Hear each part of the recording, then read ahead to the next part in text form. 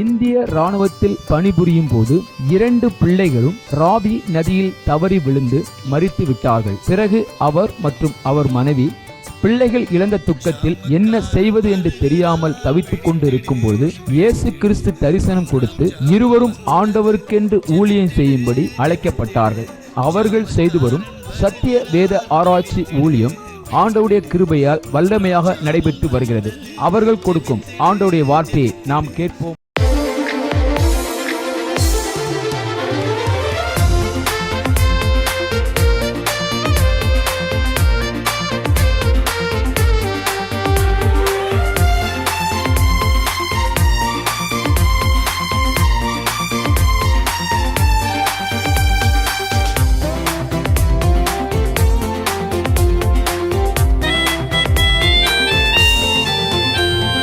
நன்றி நன்றி நன்றி இயேசு நன்மைகள் செய்தார். நன்றி நன்றி நன்றி நன்றி இயேசு நன்மைகள் செய்தார். நன்றி ஆபத்திலும் விபத்திலும் நித்தம் காத்தாரே. நன்றி ஆபத்திலும் விபத்திலும் நித்தம் காத்தாரே. நன்றி அழைத்தவர் உண்மையுள்ளவர், தேவன் அன்பாய் இருக்கிறார்.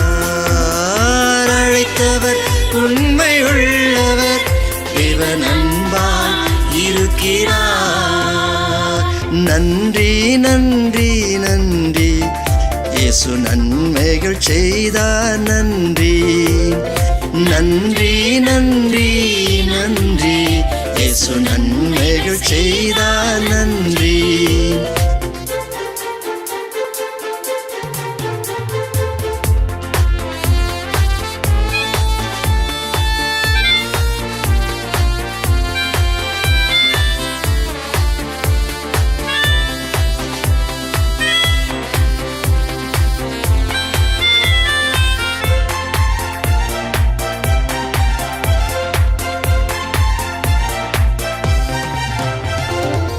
துன்பம் துயரத்தில் துவண்டு கிடந்தேன், இயேசு கண்டென்னை ஆதரித்தார். துன்பம் துயரத்தில் துவண்டு கிடந்தேன், இயேசு கண்டென்னை ஆதரித்தார். ஆலயத்தில் நான் ஆனந்த சத்தத்தோடு தூய ஆவியில் நிரம்பிடுவேன்.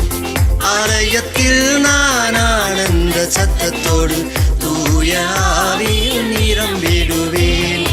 அழைத்தவர் உண்மை உள்ளவர், தேவன் அன்பாய் இருக்கிறார். அழைத்தவர் உண்மை உள்ளவர், தேவன் அன்பாய் இருக்கிறார். நன்றி நன்றி நன்றி இயேசு நன்மைகள் செய்தார். நன்றி நன்றி நன்றி நன்றி இயேசு நன்மைகள் செய்தார். நன்றி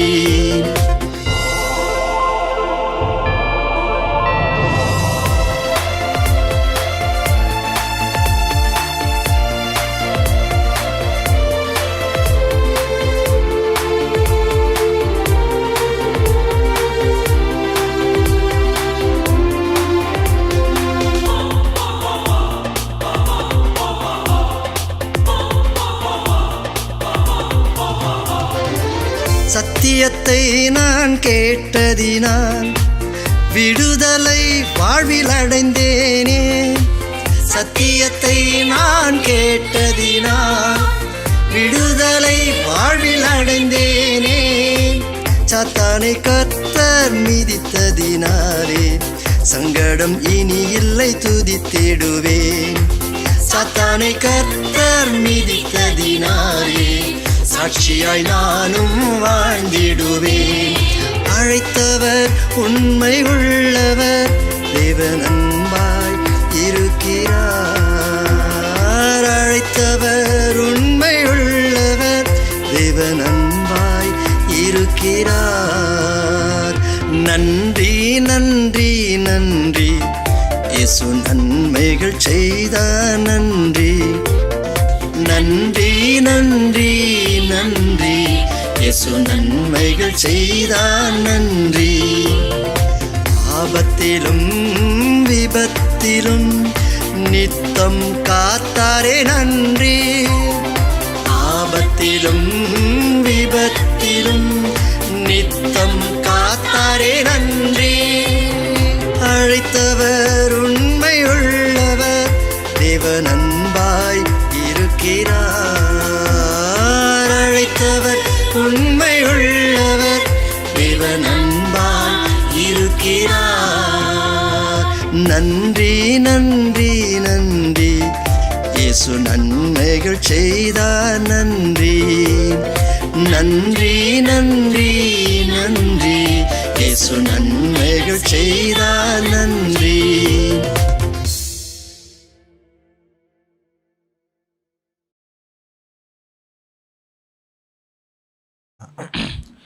எத்தனை பேருக்கு சந்தோஷமாக இருக்குது?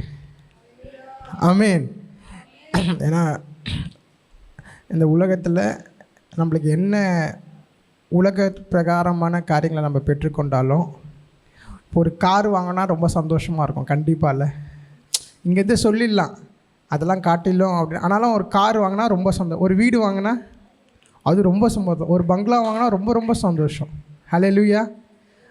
ஆனால் இது எல்லாம் காட்டிலும் இந்த கர்த்தருடைய வசனத்தை, வார்த்தையை நம்ம இந்த 3 மணி நேரம் பெற்றுக்கொள்கிறதுல அது நீங்கள் உண்மையாக பிரயாசப்பட்டீங்கன்னா அது உண்மையாக ஒரு பெரிய ஆசீர்வாதம் தான். ஹல்லேலூயா, ஹல்லேலூயா. இன்றைக்கி ஏன் ரொம்ப சந்தோஷம் நான் சொல்லுங்கள் பார்க்கலாம்.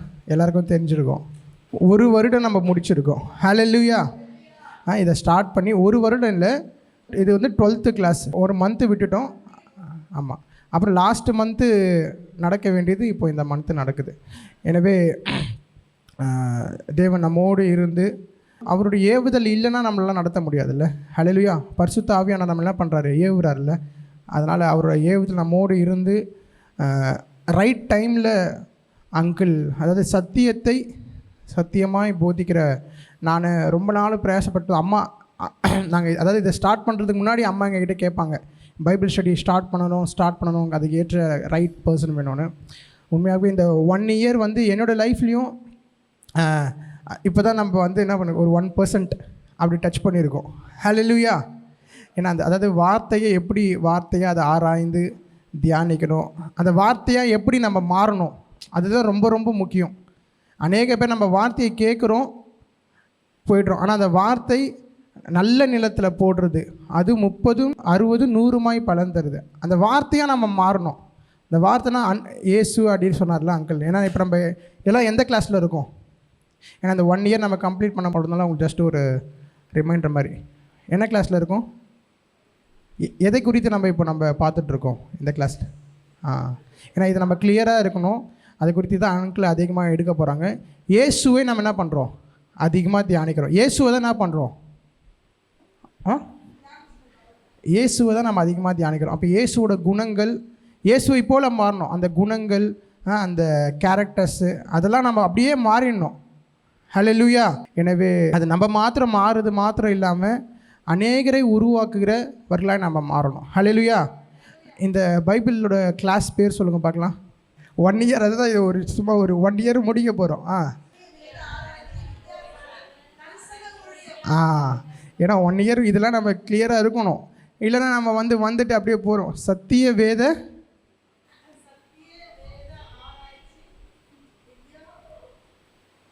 சாலை ஊழியங்கள். ஹல்லேலூயா, ஹல்லேலூயா. ஏன்னா அங்கிளோட தரிசனம் என்ன சொல்லுங்க பார்க்கலாம். 1 கோடி சீஷர்களை, ஊழியக்காரர்களை எழுப்படும். சீஷத்துவம். ஹல்லேலூயா. ஏன்னா நம்ம சீஷர்களாக மாறினா தான் நம்ம என்ன பண்ண முடியும். அதனால் நீங்கள் இப்போ உங்கள் எல்லாருக்கும் என்னென்னா கிளாஸ் வந்துட்டு போகிறோன்னு கிடையாது. நம்ம இப்போ எல்லார் மைண்ட்லேயும் நானும் ஒரு சீஷனாக மாறணும், இயேசுனுடைய சீஷர்களாக மாறணும். இயேசுனுடைய சீஷர்கள்னால் அங்கிள் சொல்லுவார் இல்லை, அதாவது அப்போ அவரை போல் நம்ம என்ன பண்ணணும்? ஹார்ட் ஒர்க் பண்ணணும். அவரை நாங்கள் பெங்களூரில் போகும்போது சொல்லிகிட்டு இருந்தார்ல, அப்போ நம்ம அப்படியே நம்ம கம்ஃபர்டபுளாக, நம்ம சொன்னாங்க பார்த்தீங்களா, கம்ஃபர்டபுளாக இருக்கணும். கிறிஸ்துவோட லைஃப் கம்ஃபர்டபுளே கிடையாது. ஹல்லேலூயா. கம்ஃபர்டபுள் லைஃபு நம்மளுக்கு கிடையாது, பாடுள்ளது தான். ஆமாம். பவுல் பாடுள்ள அனுபவிச்சனால தான் அவர் என்ன பண்ணார், அவ்வளோ புத்தகத்தையும் அவரால் பரிசுத்த ஆவியினால் எழும்ப முடியுது. அப்போ நம்மளோட வாழ்க்கையில் அதாவது ஏற்ற நேரத்தில் அவர் எல்லாவற்றையும் என்ன பண்ணுவார், நன்மைக்கு எதுவாக நம்மளுக்கு மாற்றி தருவார். எனவே நாம் மாத்திரம் கற்றுக்கிறது இல்லாமல், ஏன் இதை சொல்கிறேன்னா, அடுத்த மாதத்தில் இன்னும் இந்த கிளாஸ்க்காக நானும் அதுக்காக நான் ஜெபம் பண்ண போகிறேன். இன்னும் அதிக பேர் நம்ம சேகரிக்கணும், சரிங்களா? அதுக்காக நீங்கள் உங்களோட தனிப்பட்ட இதில் நீங்கள் ஜெபத்தில் வைத்து கொள்ளுங்கள். யாராவது ஏன்னா நீங்கள் இப்போ இந்த ஒரு வருடத்தை, ஏன்னா இன்றைக்கி நான் ஏன் இவ்வளோ நேரம் நான் எடுத்துக்கிட்டேன்னா, சில சாட்சிகள்லாம் கேட்க போகிறோம். 1 இயர் கம்ப்ளீஷனில் நீங்கள் என்ன தீர்மானம் எடுக்க போகிறீங்க? ஏன்னா நம்மளோட வாழ்க்கையில் ஒரு கோல் இருக்கணும் எப்போவுமே, இல்லை? கோல் இல்லைன்னா என்ன ஆகிடும், அடியே இங்கேயும் அங்கேயும் அடிச்சிட்டு இருக்கணும்.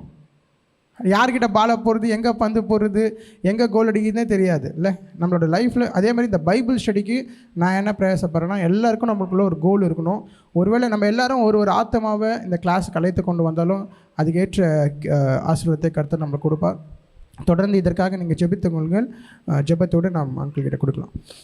ஆண்டவரே, கர்த்தராகிய இயேசு கிறிஸ்துவே உமக்கு நன்றி செலுத்துகிறோம். ஆண்டவரே அப்பா, இந்த ஒரு வருடத்திற்குள்ளாக எங்களை அப்பா நீர் அழைத்து கொண்டு வந்தீர், உமக்கு நன்றி ஆண்டவரே. அப்பா, இந்த ஒரு வருடமாய் ஆண்டவரே அதிகமாய் உம்முடைய வார்த்தைகளை தியானிக்கும்படியாக, உம்முடைய வசனங்களை தியானிக்கும்படியாக, அதை ஆராய்ந்து பார்க்கும்படியாய், தேடும்படியாய் நீர் எங்களுக்கு அப்பா இந்த சத்தியத்தை கொடுத்த கிருபைக்காக உமக்கு நன்றி செலுத்துகிறோம் ஆண்டவரே. ஆமாப்பா ஆண்டவரே, கர்த்தாவே, நீங்கள் பெற்ற அபிஷேகம் சகலத்தையும் குறித்து உங்களுக்கு போதிக்கும், அது ஒருபோதும் பொய் உரையாது, உங்களுக்கு ஒருவரும் போதிப்பதில்லை என்று நாங்கள் பார்த்தோம். அப்பா, அப்படிப்பட்ட ஒரு அபிஷேகம் ஆண்டவரே, சகல சத்தியத்தையும் எங்களுக்கு போதிக்கிற ஒரு அபிஷேகத்தினால நீங்கள் எங்களை நடத்துங்க. அப்போ இந்த ஒரு வருடம் ஆண்டவரே கிறிஸ்துவை பற்றி நாங்கள் இன்னும் அதிகமாய் அவரை பற்றி அறிந்து கொள்ளும்படியாக, அவருடைய குணங்களில் நாங்கள் வளரும்படியாக, அவரை போல நாங்கள் மாறும்படியாக, இன்னும் அப்பா ஒவ்வொரு நாளும் ஆண்டவரே தினந்தோறும் அந்த அதிகார ஆராய்ச்சியில் ஆண்டவரே நாங்கள் அதை எடுத்து படித்து ஆராய்ந்து தியானிப்பதற்கு எங்களுக்கு உதவி செய்யுங்கப்பா ஆண்டவரே. இந்த ஒரு வருடமும் வந்த ஒவ்வொருவரும் நீங்கள் ஆசீர்வதிங்க. நீங்கள் எல்லா தடைகளையும் மாற்றி அவர்கள் அழைத்து கொண்டு வந்தீங்க. இந்த நாளில் கூட அப்பா வர முடியாமல் இருக்கிற ஒவ்வொருக்காக நான் ஜெபிக்கிறேன் ஆண்டவரே.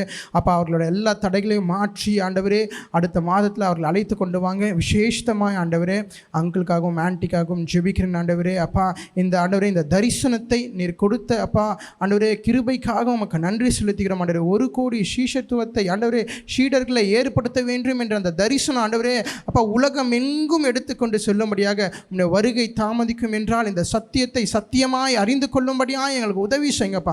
நாங்கள் அதை அறிந்து கொண்டு இன்னும் அநேகரை உருவாக்கும்படியாக அப்பா ஒவ்வொரு நாளும் ஆண்டவரே இதை அதிகமாக நாங்கள் தியானித்து அப்பா அதிக வைராக்கியத்தோடு விருப்பத்தோடு அப்பா ஆண்டவரே வாஞ்சையோடு நாங்கள் படிக்கும்படியாக எங்களுக்கு உதவி செய்யுங்கப்பா. அப்பா, எல்லா பலவீனங்களும் நீங்கள் மாற்றி போடுங்கப்பா. மீதியான காரியங்கள் எல்லாம் கரங்களை ஒப்புக் கொடுக்கிறோம். இந்த நாளில் அப்பா நாங்கள் கற்றுக்கொள்ள வேண்டிய காரியங்களை கற்றுக்கொள்ளும்படியாக எங்களுடைய இருதயத்தை அப்பா நீங்கள் அப்பா பலப்படுத்துங்க, வழி நடத்துங்க. இயேசு கிறிஸ்துவின் மூலம் ஜெபம் கேளும் எங்கள் ஜீவனில் நல்ல பிதாவே. ஹல்லேலூயா. கர்த்தருடைய நாமத்துக்கு மகிமை உண்டாவதாக. இந்த நாளில் கூட நாம் ஒரு வருடம் நிறைவடைந்திருக்கிறது. ஹல்லேலூயா. ஆவியானவரே அதை நடத்தி கொடுத்திருக்கிறார். இந்த 2ஆம் வருடத்திலே நாம் கற்றுக்கொள்ள வேண்டியது மிக அவசியம். முதல் வருடத்தை காட்டிலும் 2வது வருடம் ஒரு விசேஷ ஆவி உடையவர்களாக நாம் காணப்பட வேண்டும்.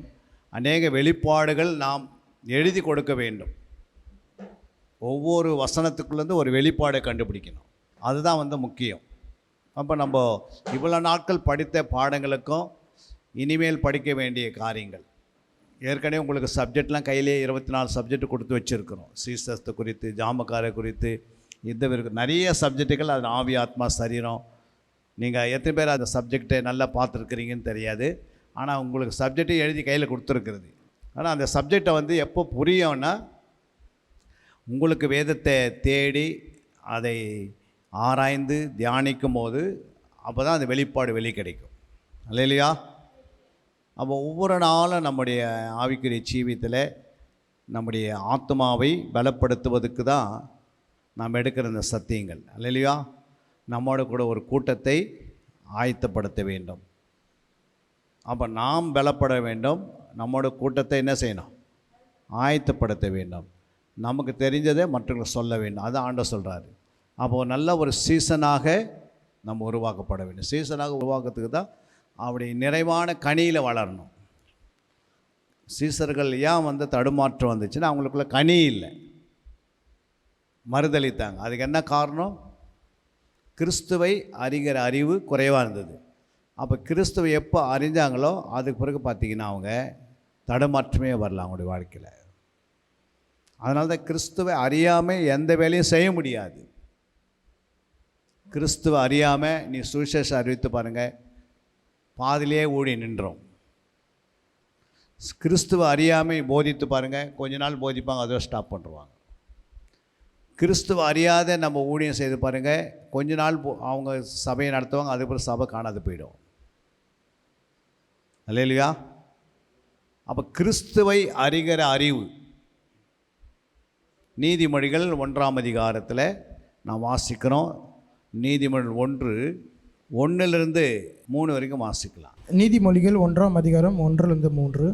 தாவீதின் குமாரனும் இஸ்ரவேலின் ராஜாவுமாகிய சாலமோனின் நீதிமொழிகள், இவைகளால் ஞானத்தையும் போதகத்தையும் அறிந்து புத்திமதிகளை உணர்ந்து விவேகம், நீதி, நியாயம், நிதானம் என்பவைகளை பற்றிய உபதேசத்தை அடையலாம். பாருங்க, அங்கே தாவீதின் குமாரனும் இஸ்ரவேலின் ராஜாவுமாகிய சாலமோனின் நீதிமொழிகள், இவைகளால் ஞானத்தையும் போதகத்தையும் அறிந்து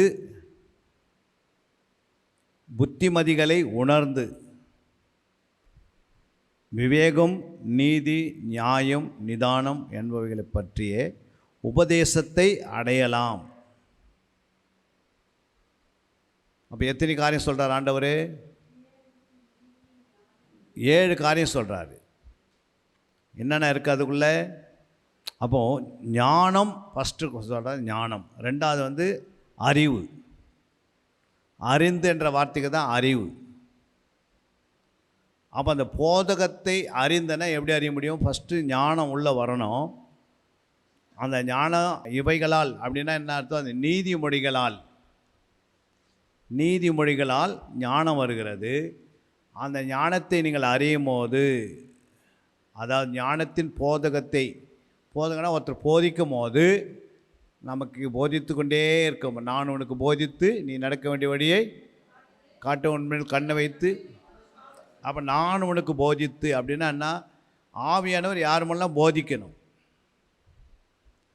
புரியுங்களா? அப்போ போதிக்காமல் என்ன பண்ண முடியாது? கற்றுக்கொள்ள முடியாது. கற்றுக்கொள்ளனா ஒருத்தர் போதிக்கணும். அப்போ அவர் என்னத்தை போதிக்கிறார்? ஞானத்தை அடைந்த பிறகு போதிக்க ஆரம்பிச்சிடறாரு. போதிக்கும் போது அறிவு வருது. அங்கே பாருங்கள், போதகத்தையும் அறிந்தனா அறிவு. அப்போ அந்த போதகத்தை அறிந்து புத்திமதிகளை உணர்ந்து புத்தி வர ஆரம்பிச்சிடுது. போதிக்கப்படும் போது அறிவு வளர்கிறது. 2வது புத்தி வருகிறது. 3வது விவேகம் வருகிறது. அதுக்கப்புறம் நீதி, நியாயம், நிதானத்தை என்பவைகளை பற்றி உபதேசத்தை நம்ம என்ன பண்ணுறோம்? அறிந்து கொள்கிறோம். உபதேசம் என்பது கட்டளையை குறிக்கிறது. போதனை என்பது கற்பனைகளை குறிக்கிறது. போதனையில் எதை குறிக்கிறது? கற்பனைகள் எழுதினார் ஆண்டவர். அந்த கற்பனை என்ன செய்யணும்? எழுதி கொடுத்த கற்பனையை ஃபஸ்ட்டு கற்றுக்கொள்ளணும். அப்புறம் தான் என்ன பண்ண முடியும்? நீ முழு இருதயத்தோடும் முழு ஆத்மாவோடும் முழு மனதோடும் தேவனை அன்பு கூறுவாயாக அப்படின்னு எழுதிட்டார். இதை எப்படி நம்ம அந்த வார்த்தை சொன்ன பிறகு டக்குன்னு அன்பு கூற முடியுமா? நான் உங்களுக்கு சொல்கிறேன், இங்கே மீனம்பக்கத்தில் ஏர்போர்ட் இருக்குது. நீங்கள் காலையில் புறப்பட்டு போங்க, ஒரு ஃப்ளைட் நின்று இருக்கும், நீங்களே ஓட்டின்னு போங்கன்னா என்ன பண்ண முடியாது? அப்போ நான் என்ன சொன்னேன்?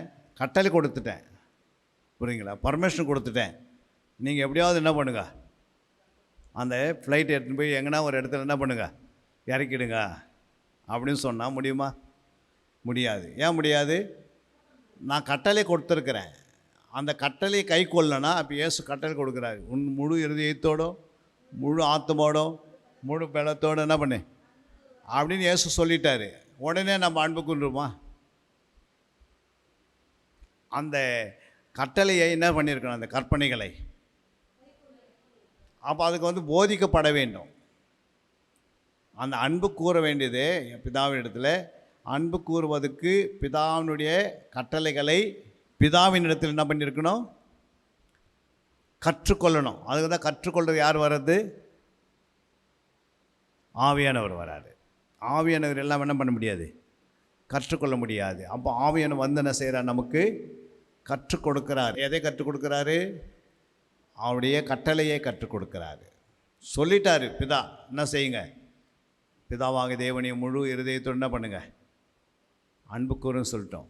ஆனால் அன்பு கூற வேண்டியது நம்முடைய கடமை. அப்போ அன்பு கூறணுன்னா என்ன செய்யணும்? அந்த அன்பு எப்படி வெளியே வரணுன்னா அது என்ன பண்ணிக்கணும்? அன்பு எப்படி நமக்குள்ளே உருவாகுது அதை கற்றுக்கொள்ளாமல் நம்மளால் என்ன பண்ண முடியாது? அன்பு கூற முடியாது. நமக்குள்ளே ஒரு அன்பு இருக்கும், மனசனுடைய அன்பு ஒன்று இருக்கும். அந்த அன்பு பிள்ளைகளை அன்பு கூறாமல் போகலாம். ஆனால் தேவனிடத்தில் ஒருத்தர் அன்பு கூறணும்னா இடத்த பிறகு அன்பு கூற முடியுமா? அந்த கடவுளை குறித்து அறிஞ்சு வச்சா தான் என்ன பண்ண முடியும்? அன்பு கூற முடியும். இப்போ அந்த கடவுளை குறித்து போதிக்கிறது தான். அந்த கடவுளை பற்றி எல்லாம் நம்ம சொல்லித்தரும் போது, இல்லை யாராவது நமக்கு சொல்லித்தரும் போது அந்த கடவுளை அறிகிறோம். கடவுளை அறிவதற்கு நம்ம என்ன செய்கிறோம்? போதிக்கப்படணும். போதிக்கப்படணும்னா என்ன செய்யணும்? யாராவது கற்றுக் கொடுக்குற ஆட்கள் இருக்கணும். ஆவியானவர் அவங்களுக்குள்ளே இருந்தால் தான் அதை கற்றுக் கொடுக்க முடியும். சரிங்களா? ஆவியானவர் உள்ளே இல்லைன்னா அதை கற்றுக்கொள்ள முடியாது. அதே மாதிரி கற்றுக்கொள்றதுக்குள்ளேயே யார் இருக்கணும்? ஆவியானவர் இருக்கணும். இப்போ உங்களுக்குள்ளே ஆவியானவர் இல்லைன்னு வச்சுங்க, நான் என்ன தான் நடத்தியிருந்தாலும் நீ கேட்பீங்க, ஆனால் அது என்ன புரியாது. கடைசியில் நீங்கள் இங்கேருந்து போகும்போது என்ன பண்ணுவீங்க? 2 பேரும் 3 பேர் சொல்லுவாங்க நல்லா இருந்தது, சாட்சி கொடுப்பாங்க. சரி, அவங்களும் ஒரு சாட்சி கொடுங்க, நம்மளும் கூட என்ன பண்ணலாம் சேர்ந்து. அப்படின்னா அதுனா அந்த ஆவியானவர் நமக்குள்ளே இருக்கணும். போதிக்கிறதுக்குள்ளே இருக்கணும், கேட்கறதுக்குள்ளே ஆவியானவர் இருக்கணும். அப்போது போதிக்கிறவர் எதை போதிக்கிறாரு? கர்த்தருடைய வார்த்தையை. அப்போ சொல்ல பாருங்க, ஞானம், அறிவு, புத்தி, விவேகம், நீதி, நியாயம், நிதானம் என்பவைகளை பற்றிய உபதேசம் அடையலாம். எப்படி அடைய முடியும்? யாராவது ஒருத்தர் போதிக்கணும், யாராவது ஒருத்தர் உபதேசிக்கணும்.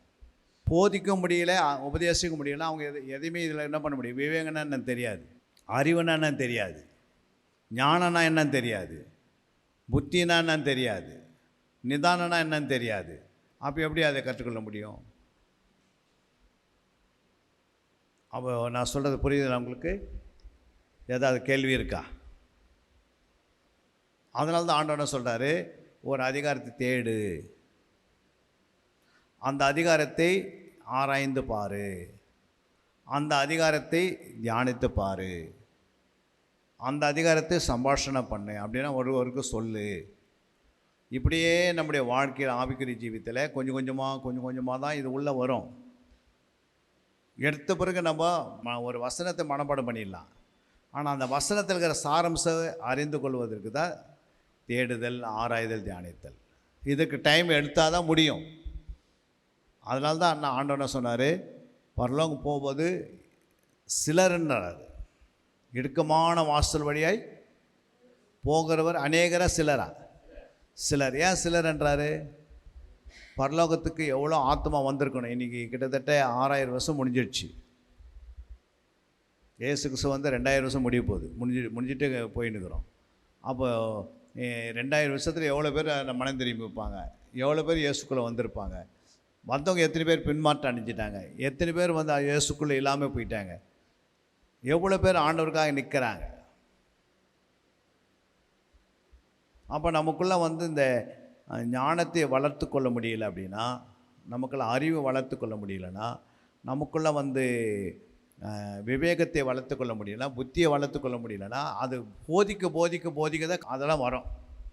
எடுத்த பிறகு நமக்கு என்ன பண்ணாது? ஞானம்லாம் தெரிஞ்சிடாது. அதை குறித்து பாருங்கள், ஞானம்னா என்ன அப்படின்னு நம்ம சில வசனத்தை பார்க்குறோம். யோபு 28 வசனத்தில் ஞானம்னா என்ன? மனுஷனை நோக்கி இதோ ஆண்டவருக்கு பயப்படுவதே ஞானம். அப்போ ஆண்டவருக்கு நம்ம எப்படி பயப்படுது? ஆண்டவருக்கு மனுஷனுக்கு பயப்படுற பயம் வேறு, பிசாசுக்கு பயப்படுற பயம் வேறு, ஆண்டவருக்கு பயப்படுற பயம் வேறு. அல்லேலூயா. பாருங்க, தீமையே வெறுக்கிறது தான் கர்த்தருக்கு பயப்படுற பயம். புரியுங்களா? தீமையை நம்ம வெறுப்பதே, புரியுங்களா? தீமையை வெறுக்கணும். அப்போ நமக்குள்ள என்ன இருக்குது? கர்த்தருடைய பயம் இருக்கிறது. அசுத்தமானதை வெறுக்கணும். அப்போ நமக்குள்ள கர்த்தர் பயம் இருக்குது. வீணான காரியங்களை வெறுக்கணும். தேவையில்லாததுக்கெல்லாம் நம்ம என்ன பண்ண முடியாது, எல்லாத்தையும் நம்ம உள்ளே போக முடியாது. அப்போது அதெல்லாம் வெறுக்கணும். புரியுங்களா? அப்போ எதெல்லாம் நம்ம தீமையான பொருள் எதெல்லாம் இருக்கிறதோ அதெல்லாம் விட்டு விட்டு விலகி வரும்போது அந்த ஞானம் நமக்குள்ளே வளர்ந்துனே இருக்குது. புரியுங்களா? இந்த ஞானம் கர்த்தருக்கு பயப்படுறதுலே அந்த ஞானம், ஆண்டவருக்கு பயப்படுறதே ஞானம். அதை நீதிமொழி 15:33 வாசிக்கும் போது, கர்த்தருக்கு பயப்படுதல் ஞானத்தை போதிக்கும், மேன்மைக்கு முன்னானது தாழ்மை. அப்போ என்ன சொல்கிறார் ஆண்டவர்? கர்த்தருக்கு பயப்படுதல் ஞானத்தை போதிக்குமா, மேன்மைக்கு முன்னானது தாழ்மை. நீதிமொழி 1:7 சொல்கிறது, கர்த்தருக்கு பயப்படுதலே ஞானத்தின் ஆரம்பம், மூடர் ஞானத்தையும் போதகத்தையும் அசட்டை பண்ணுகிறார்கள். அப்போ கர்த்தருக்கு பயப்படுதல் ஞானத்தின் ஆரம்பம். நிறைய பேர் ஞானத்தையும் போதகத்தையும் அசட்டை பண்ணுகிறார்கள். சங்கீதம் 111:10, கர்த்தருக்கு பயப்படுதே ஞானத்தின் ஆரம்பம், அவருடைய கற்பனைகளின்படி செய்கிற யாவருக்கும் நற்புத்தியுண்டு, அவர் புகழ்ச்சி என்றென்றைக்கும் நிற்கும்.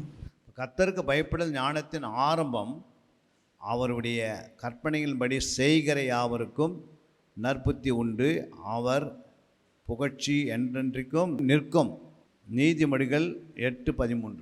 தீமையை வெறுப்பதே கர்த்தருக்கு பயப்படும் பயம், பெருமையையும் அகந்தையையும் தீய வழியையும் புரட்டு வாயையும் நான் வெறுக்கிறேன். அப்போ தீமை வெறுப்பதே கர்த்தருக்கு பயப்படும் பயம். அப்போ தீமைனா என்ன? ஒன்று பெருமை, அகந்தை, தீய வழி, புரட்டு வாய் நான் வெறுக்கிறேன். சங்கீதம் 97:10. கர்த்தரில் அன்பு கூறுகிறவர்களே, தீமையை வெறுத்து விடுங்கள், அவர் தம்முடைய பரிசுத்தவான்களின் ஆத்துமாக்களை காப்பாற்றி துன்மார்க்கரின் கைக்கு அவர்களை தப்புவிக்கிறார். பாருங்கள், கர்த்தரில் அன்பு கூறுகிறவர்களே என்ன செய்திருங்க? தீமை என்ன பண்ணோம்? வெறுத்து விடணும். நீதிமொழிகள் 6:16-19 வரைக்கும் 6 காரியங்களை கர்த்தர் வெறுக்கிறார், 7 அவருக்கு அருவருப்பானவைகள். அவையாவன: மேட்டிமையான கண், பொய்நாவு, குற்றமற்றவர்களுடைய இரத்தம் சிந்தும் கை, துராலோசனையை பிணைக்கும் இருதயம், தீங்கு செய்வதற்கு விரைந்தோடும் கால், அபத்தம் பேசும் பொய் சாட்சி, சகோதரருக்குள்ளே விரோதத்தை உண்டு பண்ணுதல் ஆகிய இவைகளே. அப்போது 6 காரியங்களை கர்த்தர் என்ன பண்ணுறாரு? வெறுக்கிறார். ஏற்கனவே நம்ம இதை தான் நம்ம பார்த்தோம். நீதிமொழிகளில் 8:13 பார்த்தோம். அது அப்போ நீதிமொழி 8:13 என்ன சொன்னது? தீமையை வெறுப்பதே கர்த்தருக்கு பயப்படும் பயம். அப்போ அதில் என்ன இருக்குது? பெருமை, அகந்தை, தீயவழி, புரட்டுவாய். அப்போது இங்கே ஆண்டவர் எப்படி வெறுக்க சொல்கிறாரு? மேட்டுமையான கண், பொய் நாவு,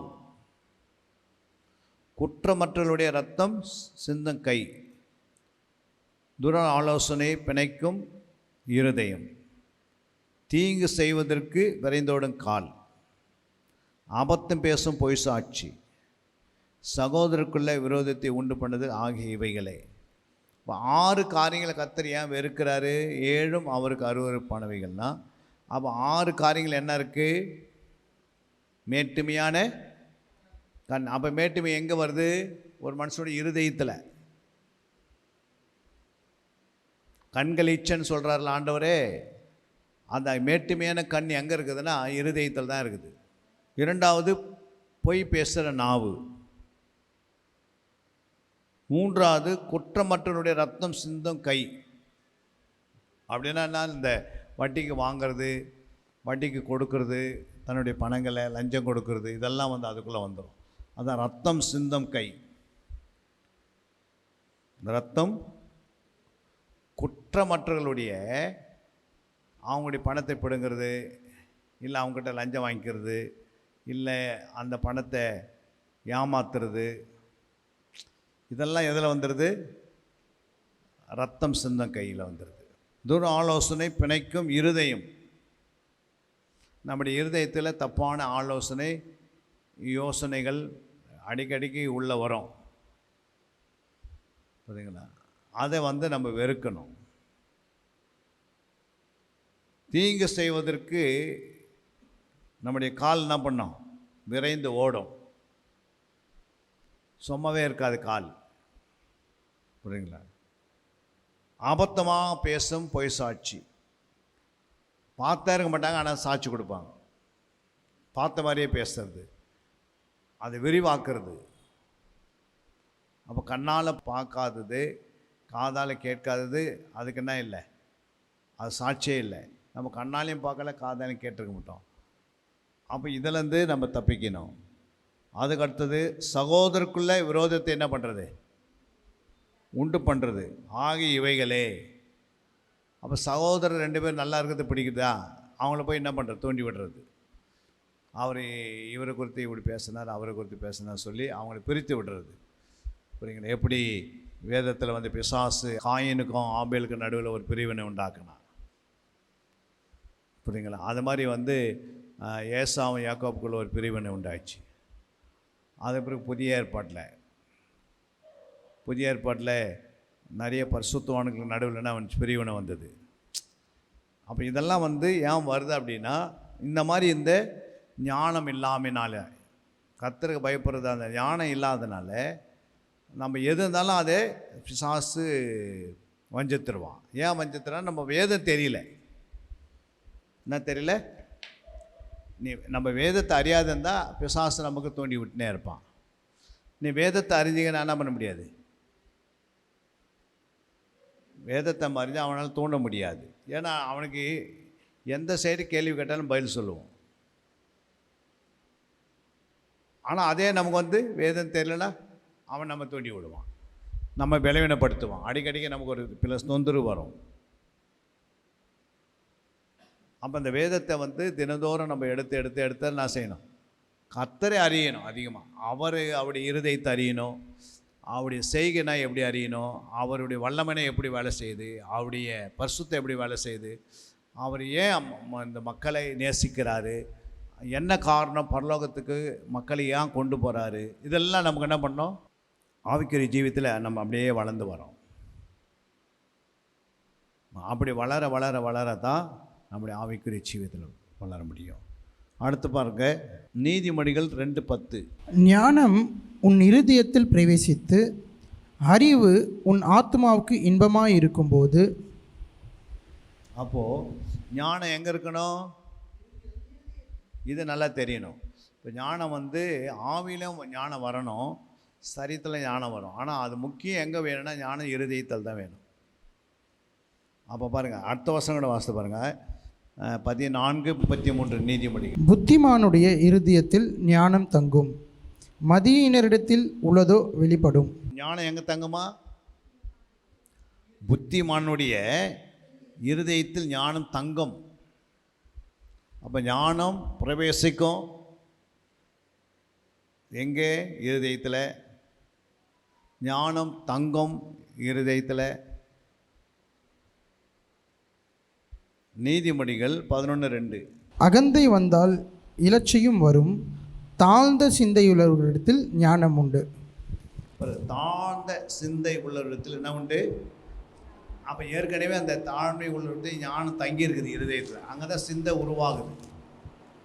சிந்தை எங்கே உருவாகுது?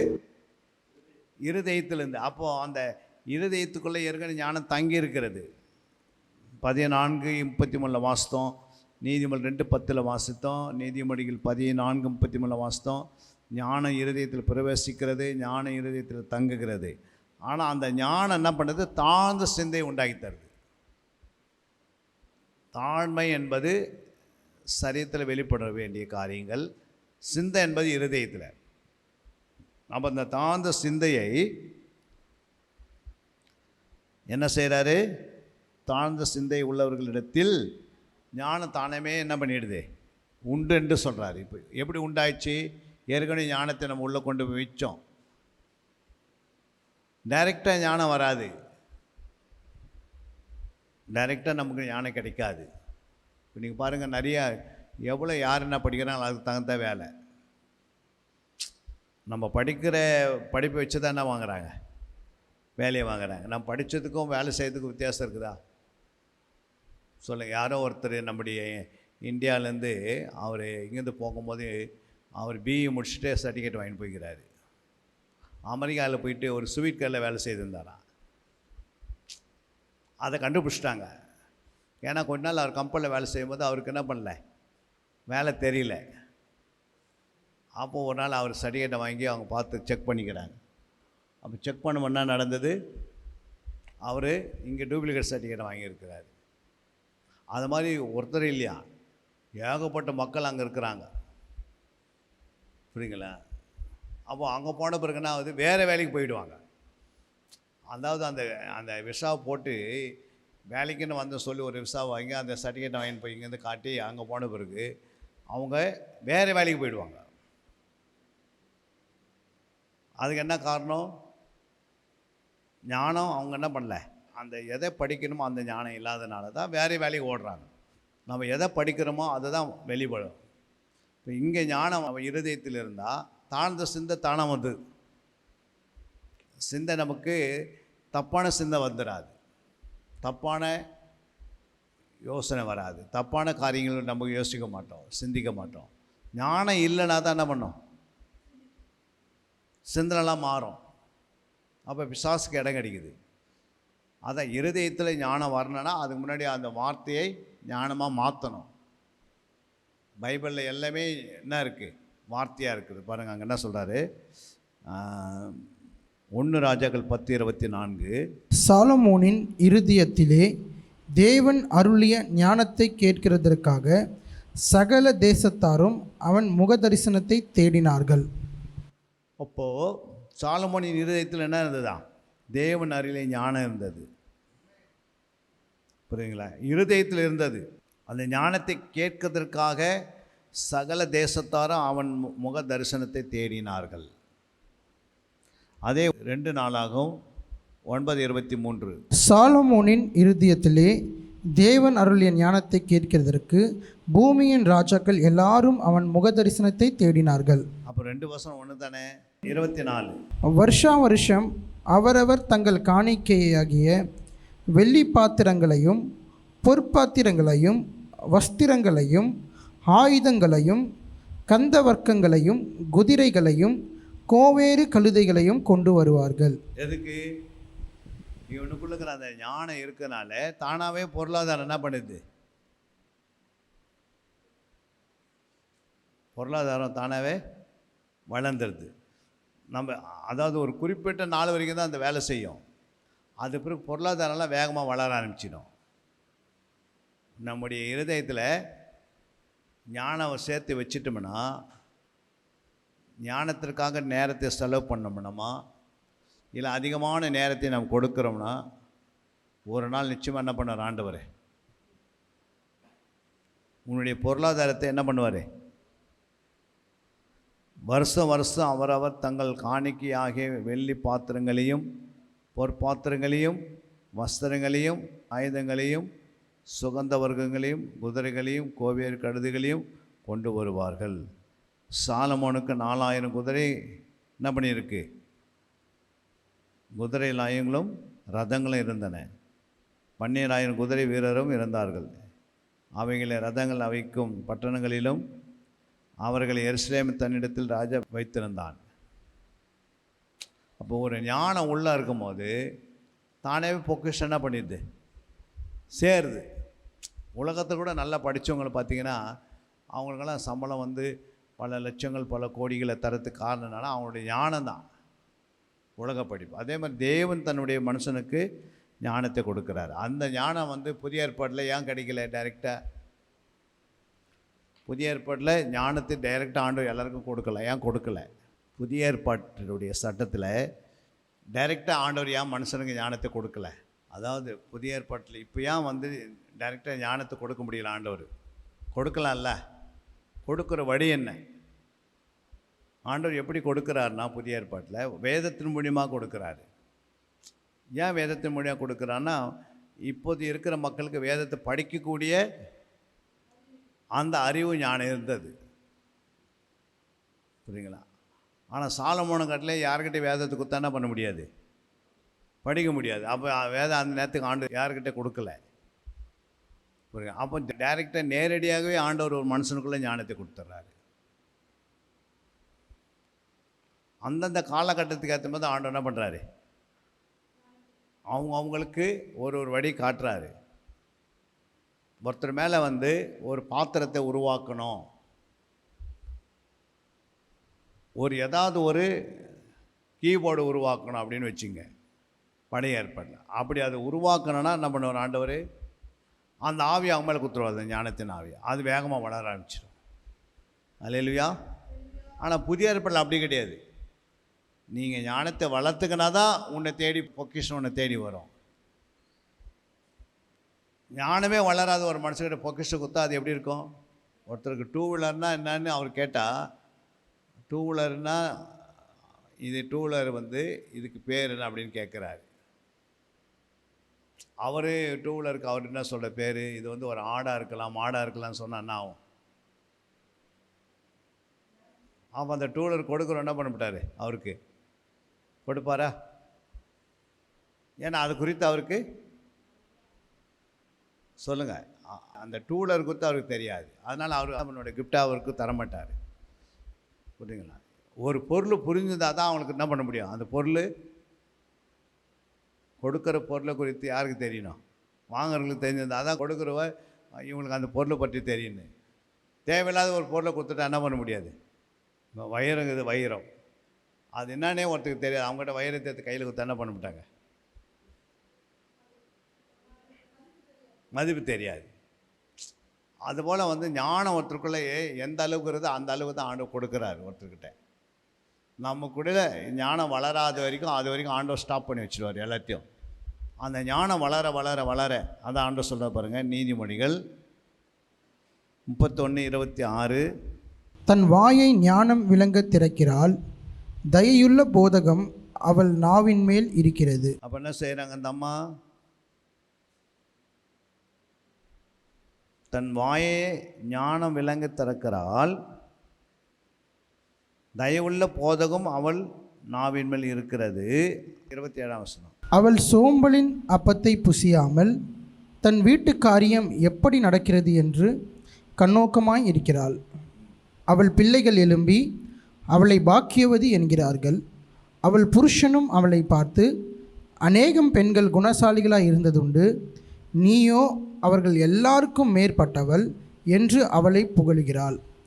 அப்போது ஆண்டவர் என்ன சொல்கிறாரு, தன் வாயை ஞானம் விளங்க திறக்கிறாளா, தயவுள்ள போதகம் அவள் நாவின் மேல் இருக்கிறது. அப்போது தன் வாயை ஞான விலங்கு திறக்கிறதுக்கு என்ன காரணம் அப்படின்னா, அந்த ஞானத்துக்காக உட்காடுறாங்க, டைம் எடுக்கிறாங்க. எடுத்து சும்மா அப்படியே நமக்கு பைபிள்லாம் வாசிட்டா உடனே எல்லாம் ஞானம் வந்துடும் அப்படி கிடையாது. அதுதான் இன்னொரு வருஷம் கூட நான் வாசிக்கும் போது பிரசங்கி 8:1. ஞானமுள்ளவனுக்கு ஒப்பானவன் யார்? காரியத்தின் தாற்பரியத்தை அறிந்தவன் யார்? மனுஷனுடைய ஞானம் அவன் முகத்தை பிரகாசிக்க பண்ணும், அவன் முகத்தின் மூர்க்கம் மாறும். அப்போது மனுஷனுடைய ஞானம் அவன் முகத்தை என்ன செய்யும், பிரகாசிக்க பண்ணுன்றது.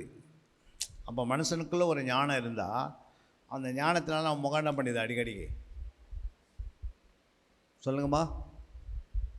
அந்த ஞானம் அவனுடைய முகத்தை என்ன பண்ணிடுது, பிரகாசமாக வச்சுக்குது. ஏன்னா அவங்க அந்த அளவுக்கு அதுக்காக டைம் எடுத்துருக்குறாங்க, அதுக்காக கர்ப்ப வேதனை பட்டிருக்கலாம், அதை படிப்பதற்கு அந்த இடத்துக்கு வருவதற்கு அவங்க என்ன பண்ணுறாங்க, முயற்சி பண்ணினே இருக்கிறாங்க. எடுத்த பிறகு அவங்க முகம் பிரகாசிக்காது. அப்போ ஒரு மனுஷனுடைய ஞானமே ஒருத்தர் பிரகாசிக்க வைக்கன்னா, அப்போ தேவனுடைய ஞானம் உள்ள வரும்போது அவங்களுடைய என்ன பண்ணும், பிரகாசத்துக்கு மேல் இன்னும் பிரகாசமாக இருப்பார்கள். அல்லேலூயா. அப்போ அந்த ஞானம் நமக்குள்ளே வர்றதுக்கு தான் நம்ம என்ன பண்ணுறோம், பிரசங்க 9:16. ஆகையால் ஏழையின் ஞானம் அசட்டை பண்ணப்பட்டு அவன் வார்த்தைகள் கேட்கப்படாமற் போனாலும் பலத்தை பார்க்கிலும் ஞானமே உத்தமம் என்று. பலத்தை பார்க்கல ஞானம் உத்தமம். பலத்தை பார்க்கல ஞானமே. பிரசங்க 7:19. நகரத்திலுள்ள 10 அதிபதிகளை பார்க்கிலும் ஞானம் ஞானியை அதிக பலவனாக்கும். அப்போது 10 அதிபதிகளை பார்க்கல ஞானம் ஞானியை என்ன பண்ண அதிக பலவனாக ஆக்கிறோம். 10 அதிபதி உங்கள்கிட்ட நம்ம முன்னாடி நின்னாலும் ஒருத்தர் ஞானத்தில் சிறந்தராக இருந்தால் அது ஒன்றுமே கிடையாது. கீழே அந்த 10 அதிபதி ஒன்றுமே கிடையாது. 1 Corinthians 3:19. இவ்வுலகத்தின் ஞானம் தேவனுக்கு முன்பாக பைத்தியமாய் இருக்கிறது. உலகத்தின் ஞானம் வந்து தேவனுக்கு முன்பாக எப்படி ஆயிடுச்சு? பைத்தியமாக இருக்கிறது. அதே 3:15, யாக்கோபு 3:15. இப்படிப்பட்ட ஞானம் பரத்திலிருந்து இறங்கி வருகிற ஞானமாயிராமல் லௌகீக சம்பந்தமானதும் ஜென்ம சுபாவத்திற்குரியதும் பேய்தனத்துக்கு அடுத்ததுமாய் இருக்கிறது. இப்போ ஞானத்தில் பேய்தனத்துக்கு ஏற்ற ஞானம்லாம் இருக்கிறது நமக்கு தெரியணும். சங்கீதம் 51:6. இதோ உள்ளத்தில் உண்மை இருக்க விரும்புகிறீர், அந்த காரணத்தில் ஞானத்தை எனக்கு தெரியப்படுத்துவீர். உள்ளத்தில் உண்மையாக இருக்க விரும்புகிறீர், ஞானத்தை எனக்கு என்ன செய்யுங்க? தெரியப்படுத்தினே இருங்க. அப்போ ஒருத்தர் உள்ளத்தில் உண்மையாக இருக்க ஆசைப்படுறவங்களுக்கு, விரும்புகிறவர்களுக்கு ஆண்டவன் என்ன செய்கிற? ஞானத்தை தெரியப்படுத்தினே இருப்பார். நம்ம உள்ளத்தில் உண்மையாக இருக்கணும். நீதிமொழி 4 என்ன சொல்லுது? ஞானத்தை சம்பாதி, புத்தியையும் சம்பாதி, என் வாயின் வார்த்தைகளை மறவாமலும் விட்டு விலகாமலும் இரு. எதை சம்பாதிக்கணும்? ஞானத்தை தான் சம்பாதிக்கணும். நம்ம எதோ சம்பாதித்து வச்சிருக்கிறோம், அது வைக்கக்கூடாது சொல்ல ஆண்டவர். அதை காட்டிலையும் ஞானத்தை சம்பாதி. நீதிமொழி 4:7. ஞானமே முக்கியம், ஞானத்தை சம்பாதி, எண்ணத்தை சம்பாதித்தாலும் புத்தியை சம்பாதித்துக்கொள். அப்போது ஞானத்தை என்ன பண்ணுங்க? ஞானமே முக்கியம், ஞானமே முக்கியம். நீதிமொழி 5:1. என் மகனே, என் ஞானத்தை கவனித்து என் புத்திக்கு உன் செவியை சாய். இப்போ பிள்ளைகளுக்கு ஆண்டவர் என்ன சொல்கிறாரு? ஞானத்துக்கு என்ன பண்ணேன்? உன் செவியை சாய்ன்றாரு. நீதிமொழி 7:5. ஞானத்தை நோக்கி நீ என் சகோதரி என்றும் புத்தியை பார்த்து நீ என் இனத்தாள் என்றும் சொல்வாயாக. இதுக்கு என்ன அர்த்தம்? இது ஞானத்தை நோக்கி சகோதரின்னு, புத்தி என்ன செய்யுங்க? புத்தி என்ன பண்ணோம்? இனத்தாளணும். அப்போ இந்த வார்த்தைக்கு என்ன அர்த்தம்? நீங்கள் சாமிக்கு பதில் சொல்லணும். யார் சொல்ல வர்றது? ஞானம்தான் சகோதரி, புத்தி இனத்தாள்ன்றாங்க. இதுக்கு என்ன அர்த்தம்? ஞானம் வந்து சகோதரி சொல்லப்பட்டிருக்கிறது, புத்தி வந்து இனத்தான்னு சொல்லப்பட்டிருக்கிறது. அது அப்படின்னா என்ன அர்த்தம்? நீங்கள் ஏற்கனவே சொல்லிக்கங்களேன் அங்கிள், ஞானம் என்பது இருதயத்துள்ளுக்குள்ளே இருக்கணும். இப்போ சகோதரி அப்படின்னு பார்த்தீங்கன்னா இந்த உடன்பிறப்பு, அது என்னன்னா ரத்தத்தோட ரத்தமாக அந்த ஞானம் அந்த நமக்குள்ளே இருக்கணும் அப்படின்றது. அதான் என் சகோதரின்னு, நீ என் சகோதரி ஞானத்தை நோக்கி. புத்தி என் இனத்தார்னா உறவினர்கள். அதாவது வந்து எப்படி நம்ம வந்து இந்த உறவினர்களோட நம்ம எப்படி நடந்து கொள்கிறோமோ அது மாதிரி புத்தி வந்து இந்த இனத்தார் அப்படின்னு சொல்லுது. வேறு யாராவது? அது ஏன் நேரத்தில் பார்த்துக்கிறோம், நம்ம வந்து ஞானமுள்ள மகன் தன் தகப்பனையும் தாயும் சந்தோஷப்படுத்துகிறான்னு சொல்கிறாங்க. அந்த மாதிரி ஞானம் நமக்குள்ளே இருந்தால் தான் வந்து ஆண்டவருடைய வார்த்தையில் வளர முடியும். எங்கே போனாலும் அந்த ஞானத்தால் ஜெயிக்க முடியும். பிசாசை ஜெயிக்க முடியும், உலகத்தை ஜெயிக்க முடியும், சத்ருவை ஜெயிக்க முடியும். அப்போ ஆத்துமாக்களையும் ஜெயிக்க முடியும். நம்ம ஞானத்தால் எப்படி பேசுகிறோம்? அந்த தாழ்மை என்ற ஒரு அன்பு, தேவனுடைய தேவ அன்பு, மாயமாலமான அன்பு இருக்கக்கூடாது. இதெல்லாம் ஒருத்தரானா அந்த ஆண்டவருக்கு நம்ம கொடுத்த அந்த ஞானத்தால் தான் நம்ம வெல்ல முடியும். நெக்ஸ்ட் அங்கிள், ஏசப்பா சொல்கிறாரு, பிதாவின் சித்தத்தின்படி செய்கிறவனே எனக்கு சகோதரரும் சகோதரிகளுமா இருப்பாங்கன்னு சொல்கிறாரு. ஸோ அப்போது ஞானம் அவருடைய சித்தத்தின்படி நாம் செய்யும்போது அதை பெற்றுக்கொள்கிறது நம்ம. அப்படி பின்னாடி யாராவது? சகோதரி அப்படின்னும் போது நம்ம இந்த சகோதரின்னா எது செய்தாலும் நம்ம விட்டு கொடுத்துருவோம், அன்பு அதிகமாக செலுத்துவோம். உடன்பிறப்புனா அவங்களுக்கு எதுனாலும் ஓகே, அவங்க என்ன சொன்னாலும் இது பண்ண மாட்டோம்.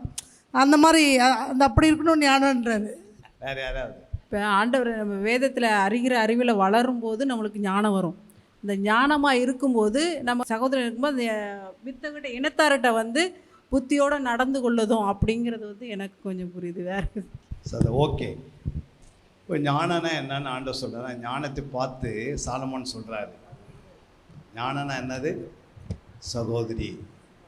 புரியுங்களா? புத்தி வந்து இனத்தார். அப்போது ஒருத்தருக்குள்ளே ஞானம் வந்துச்சுன்னு வச்சுங்க, அவங்க யாரெல்லாம் பார்க்குறாங்களோ சகோதரியே தெரியும்.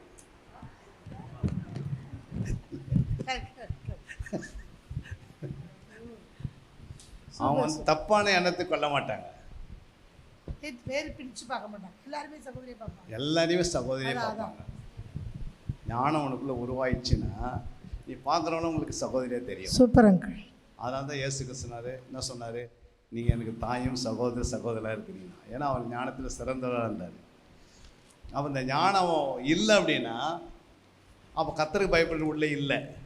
கர்த்தருக்கு பயப்படுறது உள்ளே இல்லைன்னா பார்க்குறோன்னா எப்படி தெரியும்? இச்சையோடு பார்ப்பாங்க, அப்புறம் பெருமையை பார்ப்பாங்க, அப்புறம் எப்படி பார்ப்பாங்க?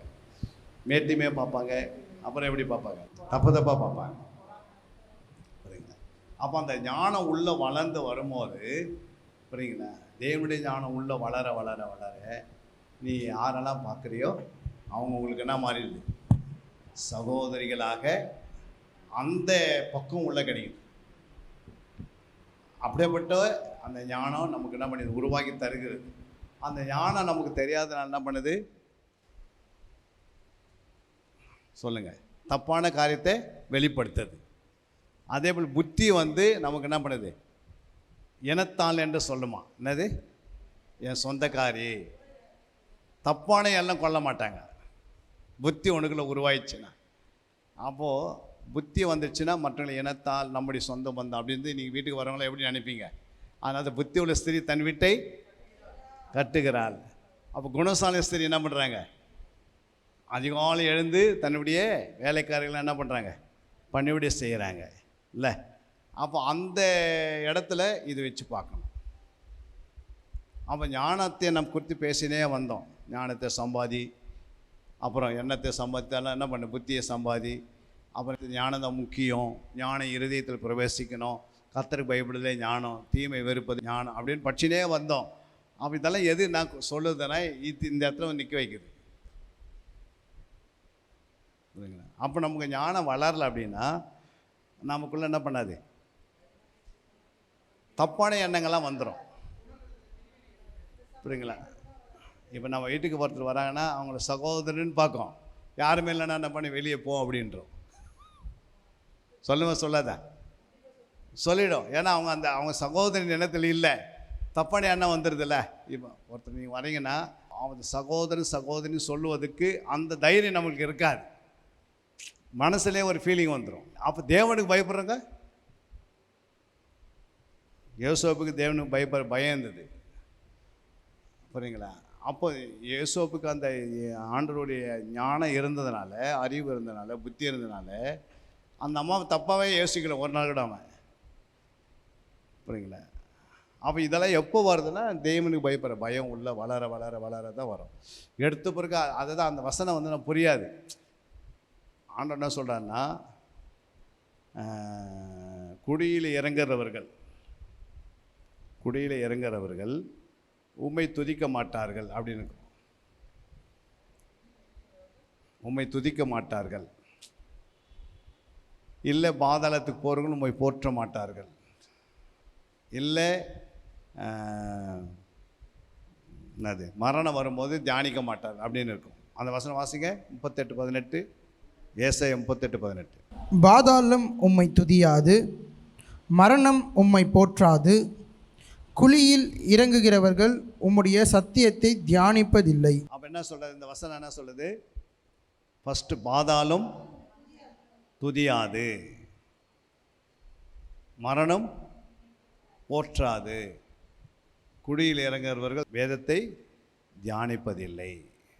குழியில் இறங்குகிறவர்கள் தியானிப்பதில்லைன்றாரு. குழிக்கும் தியானத்துக்கும் என்ன வித்தியாசம் இருக்குது? மரணத்துக்கும் போற்றத்துக்கும் என்ன வித்தியாசம் இருக்குது? அப்புறம் பாதாளத்துக்கும் துதிக்கு என்ன வித்தியாசம் இருக்குது? ஏன் பாதாளத்துக்கும் துதியை எடுத்து தியானிக்கிறார்? பாதாளன்றது எதை குறிக்கிறது? பாதாளன்றது கீழானது, பூமிக்குரிய காரியம் கூட சொல்ல இல்லை. பாதாளம் என்பது பூமிக்கு கீழே, பூமிக்கு கீழே இருக்கிற காரியத்தை கொண்டு வந்து எங்கே வைக்கிறாரு? துதியோடு சம்மந்தப்படுத்துகிறாரு. அதுக்கு அடுத்தது மரண உண்மை என்ன பண்ணாது? போற்றாது. அப்போ மரணத்துக்கு போற்றுவதுக்கும் ஏதோ ஒரு கனெக்ஷன் வைக்கிறாரு. அதுக்கு அடுத்தது குடியில் இறங்குறவர்களுக்கும் தியானிப்பதில், அப்போ தியானத்தை கொண்டு தான் அங்கே வைக்கிறாரு. அப்போ குழிக்கும் தியானத்துக்கு என்ன இருக்குது கனெக்ஷன்? எல்லாமே கீழான காரியங்கள் தான் சொல்கிறார் ஆண்டவர், அது மூணுமே இல்லை. அப்போ அதுக்கு அதை கண்டுபிடிக்கிறது என்ன வேணும்? ஞானம் வேணும். அப்போ தான் அதை என்ன பண்ண முடியும்? கண்டுபிடிக்க முடியும். இப்போ அந்த ஞானம் உனக்குள்ளே வரல அப்படின்னா அதை கண்டுபிடிக்க முடியாது. எப்படி நம்ம சொன்னோம்ல, ஞானம் எதை குறிக்கிறது? சகோதரி. அப்போ ஞானம் ஒரு சகோதரி, ஒருத்தருக்குள்ளே ஞானம் தான் எல்லோரும் பார்த்தா என்ன இருக்கும்? சகோதரியே தெரியும். அப்போ சகோதரியை முன்ன வைக்கிறதுக்கு தான் ஞானம் வேணுன்றாரு. புத்தியும் தான் இனத்தான்னு சொல்கிறது. அது மாதிரி வேதத்தில் நிறைய காரியங்கள் அங்கங்கே ஆண்டு எழுதியிருப்பார். அப்போ இந்த வசனம் எதை குறிக்கிறது? பாதாளம் உம்மை துதியாதுன்னா என்ன அர்த்தம்? பாதாளம் உம்மை துதியாது, மரணம் உம்மை போற்றாது, குடியில் இறங்குறவர்கள் உம்முடைய வேதத்தை தியானிப்பதில்லை அப்படின்னா என்ன அர்த்தம்? குடியில் இறங்குறவர்கள் வேதத்தை தியானிப்பதில் என்ன அர்த்தம்? சொல்லுங்கள், மைக் எடுத்து சொல்லுங்கள். ஒரு பாயிண்ட் ஆவியான என்ன வெளிப்படுத்தினா சொல்லலாம். அப்போது இந்த மாதிரி வசனம்லாம் பைபிளில் வந்தால் நம்ம என்ன பண்ண முடியாது? அப்போ அதுக்கு ஒரு கேள்விக்குறியாகிடுதுல்ல. அப்போ இந்த வசனத்தை தள்ளி விட்டு போயினே இருப்போம். புரியலல்ல, புரியாத வசனத்தை என்ன பண்ண முடியும் வச்சு? அதுக்கு தியானம். அப்போ ஆண்டவர் என்ன சொல்ல பாருங்க, குடியில் இறங்குபவர்கள் வேதத்தை என்ன பண்ண மாட்டாங்க அப்படின்னா, குடியில் இறங்க தியானம் பண்ண மாட்டாங்கன்னா, ஒருத்தர் பெட்டியில் வச்சு கொண்டு போய் அடக்கம் பண்ணிட்டா குடியில் தானே விற்பாங்க. அவர்கிட்ட போய் பைபிளை வச்சு என்ன பண்ண முடியாது, அவரால் தியானிக்க முடியும். அப்போ அவன் என்ன சொல்கிறாரு? குடிக்கு போகிறதுக்கு முன்னாடி தியானம் பண்ணிடுன்றாரு. எங்கே குடியில் வைக்கிறதுக்கு முன்னாடி என்ன பண்ணு? அப்போ நீ வேதத்தை என்ன பண்ணியிருக்கணும்? குடிக்கு போகிறதுக்கு முன்னாடியே அதை இரவு பகலும் தியானம் பண்ணியிருக்கணும் அப்படின்னு ஆண்டவர் எழுதியிருக்கிறார் வசனத்தை. என் வேத வசனங்களை என்ன பண்ணுங்க, அதை இரவு பகலமாக தியானம் பண்ணு. அது ஒன்று என்ன பண்ணோம்? கனி உள்ள மக்களாக மாற்றிடும். புரியுங்களா? அப்போ குடிக்கு ஒரு நாள் போவோம். அன்றைக்கி ஆண்டவர் கேட்பார், உனக்கு தியானத்தை கையில் கொடுத்தேன், முன்னால் என்ன பண்ண முடியல, தியானம் பண்ண முடியல. மல்லிகை 3:16 சொல்லுது, அப்பொழுது கர்த்தருக்கு பயந்தவர்கள் ஒருவரோடொருவர் பேசிக்கொள்வார்கள், கர்த்தர் கவனித்து கேட்பார். கர்த்தருக்கு பயந்தவர்களுக்காகவும் அவருடைய நாமத்தை தியானிக்கிறவர்களுக்காகவும் ஞாபக புஸ்தகம் ஒன்று அவருக்கு முன்பாக எழுதப்பட்டிருக்கிறது. ஆமென். கர்த்தருக்கு பயந்தவர்கள் என்ன பண்ண, ஒருவர் பேசிக்கொள்வார்கள். கர்த்தருக்கு பயந்தவர்கள் ஒருவரோடு பேசுவாங்க. அதை கர்த்தர் என்ன செய்வாரா? கவனித்து கேட்பாராம். என்னது?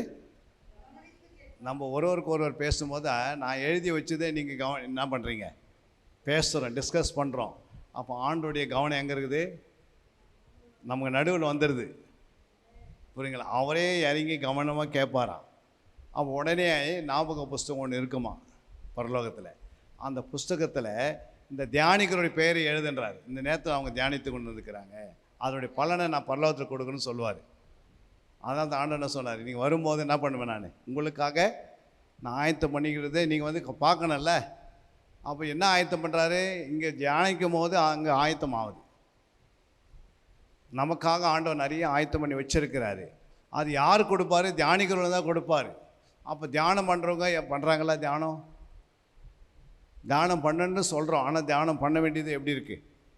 அதை இரவு பகலும் தியானம் பண்ணணும். இரவு பகலும் தூங்கணுமா இல்லை வேலைக்கு போகிறதா தியானம் பண்ணுறதா? அப்படி ஒரு கேள்வி ஆகிடுதில்ல. நம்ம இரவு பகலும் தூங்கியிருந்தாலும் வேலை செய்தாலும் இருதயம் என்ன பண்ணுது? அது தூங்குறதில்ல. அதே மாதிரி ஆவிக்குரிய இருதயம் தூங்காது. புரியுங்களா? உள்ளுக்கிறது அதை சொல்கிறார், ஆவியும் உற்சாகம் உள்ளது, சரீரமும் பலம் உள்ளது. அப்போ சரீரத்தில் இதயம் இருக்குது, அந்த இருதயம் கூட பலவீனப்படுமா, ஆனால் ஆவிக்குரிய இருதயம் பலவீனப்படாது. அப்போ ஆண்டவர் என்ன சொல்கிறாரு? என் வேத வாக்கியங்கள் என்ன பண்ணிக்கோ. சங்கீதம் 119:1-2 என்ன சொல்லுது?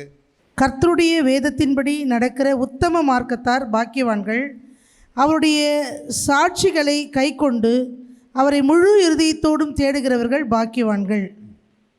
அப்போ எப்படி தேடணும்? அடுத்த வசனம். அவர்கள் அநியாயம் செய்வதில்லை, அவருடைய வழிகளில் நடக்கிறார்கள். உமது கட்டளைகளை நாங்கள் கருத்தாய் கை கொள்ளும்படி நீர் கற்பித்தீர். அப்போது தியானம் பண்ண இடத்துல கை கொள்ள ஆரம்பிச்சிடுறாங்கல்ல. தியானிக்கிற இடத்துல என்ன வருது? கை கொள்ள ஆரம்பிச்சிடுறாங்க. அப்போது தியானம் என்பது எப்போ பண்ணணும்? எப்போம்மா?